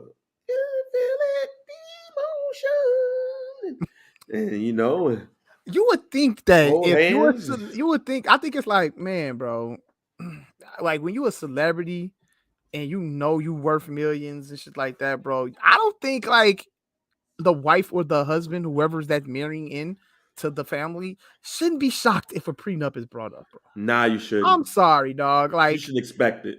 Like it's a business. You should expect it. You should like it should be like this should not shock you. Especially if this is, I think maybe more so it might shock you if, say, for instance, if y'all like high school sweetheart type shit. I wonder if LeBron James and Savannah got us prenup. What you think? Man, they gotta understand. But they high school sweethearts, but they gotta have they high school sweethearts. Yeah, see, so I think in that type of situation is different. I don't think if they get divorced, she getting half. If they ain't got no, if they ain't got no, exactly. If they ain't got no prenup, she getting half. She getting half. I don't think LeBron James will like you saw LeBron tap. You saw did you see the little TikTok this dude made? Yeah. With LeBron, with the she tapped LeBron and he tapped her a little bit. LeBron staying that night. I don't care. I don't care what y'all say. LeBron staying that night. Don't do that. Like, nah, you got. Hey, look. As somebody I told y'all the story of my first Bulls game, fam. When my man Joseph Forte, his earring bling, and it was two chicks that was sitting next to me and my man, and they wasn't there at halftime. Mm-hmm. And Joseph Forte wasn't sitting at the bench at halftime either. Mm-hmm. And the next time we saw the chicks, they was fixing their clothes. Mm. You can't tell me Joseph Forte didn't stand. Hey, man. Funny as hell. Hey. It was like, because look, if we know a fan touches LeBron the way he be talking about fans, I don't care how beautiful the fan is, he would have been like, in that situation, he called off the dogs for her. Yes.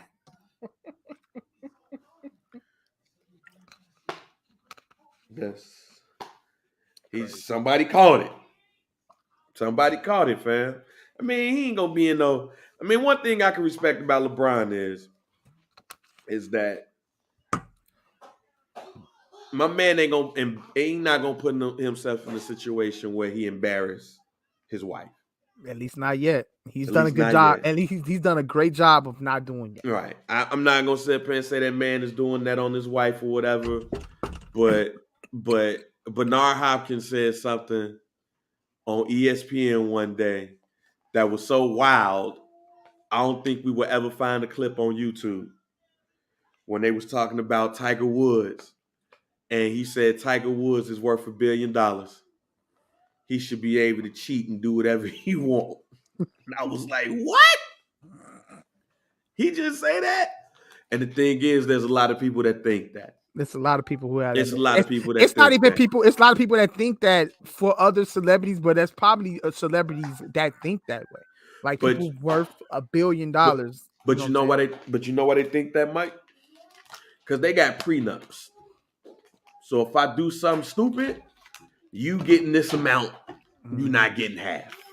Yeah. If LeBron do something stupid, if they ain't got no prenup, LeBron James will not be $1 billion athlete no more. Mm-hmm. She will have one of the largest settlements in divorce history. Yeah.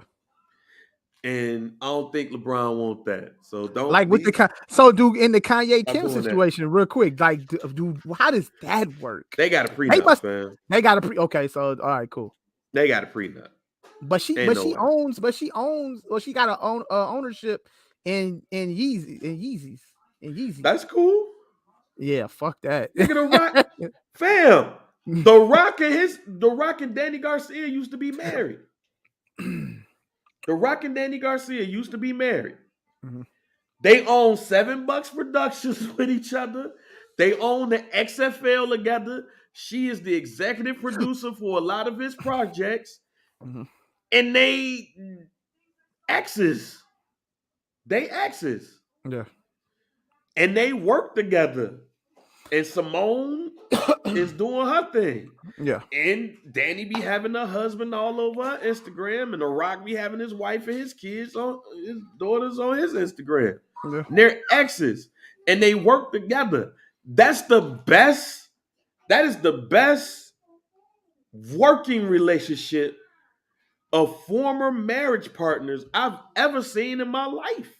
Yeah, and I would think that Kim Kardashian in that situation, she would get a prenup too anyway. Like, yeah. I don't think she probably would be opposed to that because she has a brand to protect just as well as Kanye West. But see, the thing about it is with the Rock and them situation, The Rock is now one of the highest paid athletes, well, actors and Actors, yeah, in the world, yeah. and got all of these projects and these production companies and all of that. Hmm. The blow up happened after they divorced. Yeah.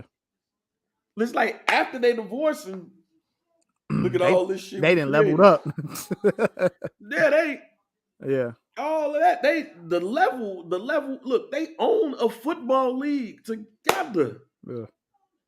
and they ain't together no more. When you pay spousal support, how long do you have to pay spousal support for? It depends on what you may have had like in a prenup, or it depends on like sometimes they'll say like for a year or 2 years, and it'll So I'm saying, like stop in the if you get married. Mary J. Blige's situation, how many years does she have She to pay probably out had to pay spousal that. support? She probably had to pay that shit for a year, unless he gets married, and he ain't gonna get married until that shit's over with. Right. He will be long term with whoever he's with, then be like, hey, well, spouse support is over. You want to get married? All Yeah. right. Well, So yeah, long as Mary J. Blige getting them power checks, she be all right. yeah, You know. yeah. But again, man, shouts out to the Rock because I don't know how that shit happened. All right, man. Any hot takes? The Bears gonna be decent, fam. Don't trip. That's my hot take. Some dude pod, man. You got a hot take before we go? Got a hot take, man. Obi-Wan Kenobi, the new TV show coming to Disney Plus. The limited series on Disney Plus. The trailer just came out. This is going to be the best project from Star Wars outside of the original three. If you are a Star Wars fan, after seeing the trailer itself,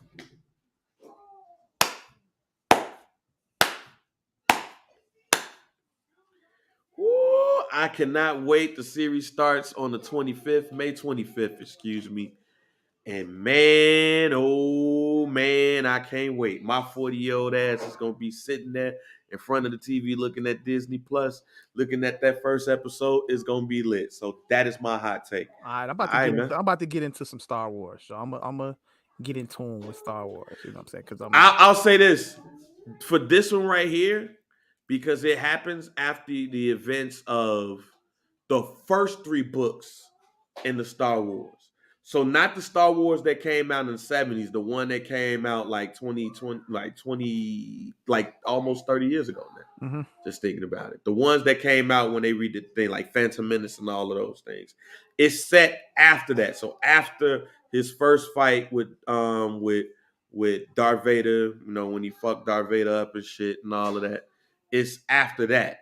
Okay. So being that it's after that, the Jedi's really lost that part of the war, you know, with the Clone Wars and all of that stuff. Mm-hmm. So Obi-Wan Kenobi is in hiding basically, and he's looking after Luke Skywalker basically as a little shorty and all of that stuff, and it's showing like, you know, all of his adventures and all of that stuff, and we're probably gonna get another Darth Vader Obi-Wan Kenobi fight within that shit too. So watch them three, then watch Obi-Wan Kenobi, and then watch the original Star Wars trilogy. Okay. That's how the order's gonna be. And then if you want to watch this new trilogy that came out, you can watch that shit too.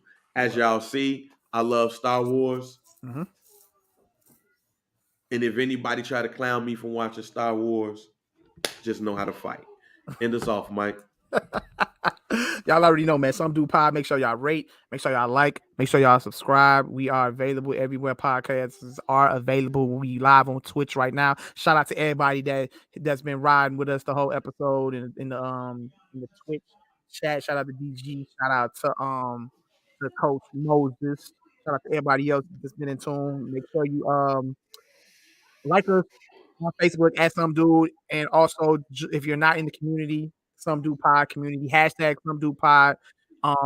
Make sure you join there as well. Get involved with the conversation, post your hot takes, and if you are in the Some Dude Pod community, make sure you invite others into the community. Follow us on IG at Some Dude Pod, at Mike B _CHR, at JR Bang, also on Twitter at Some Dude Pod, at Some Dude Mike B, at JR Bang, and That's it. Bang, you good? What are you looking at right now? See some shit that look weird. Okay. And that's how we ride, man. We out of here.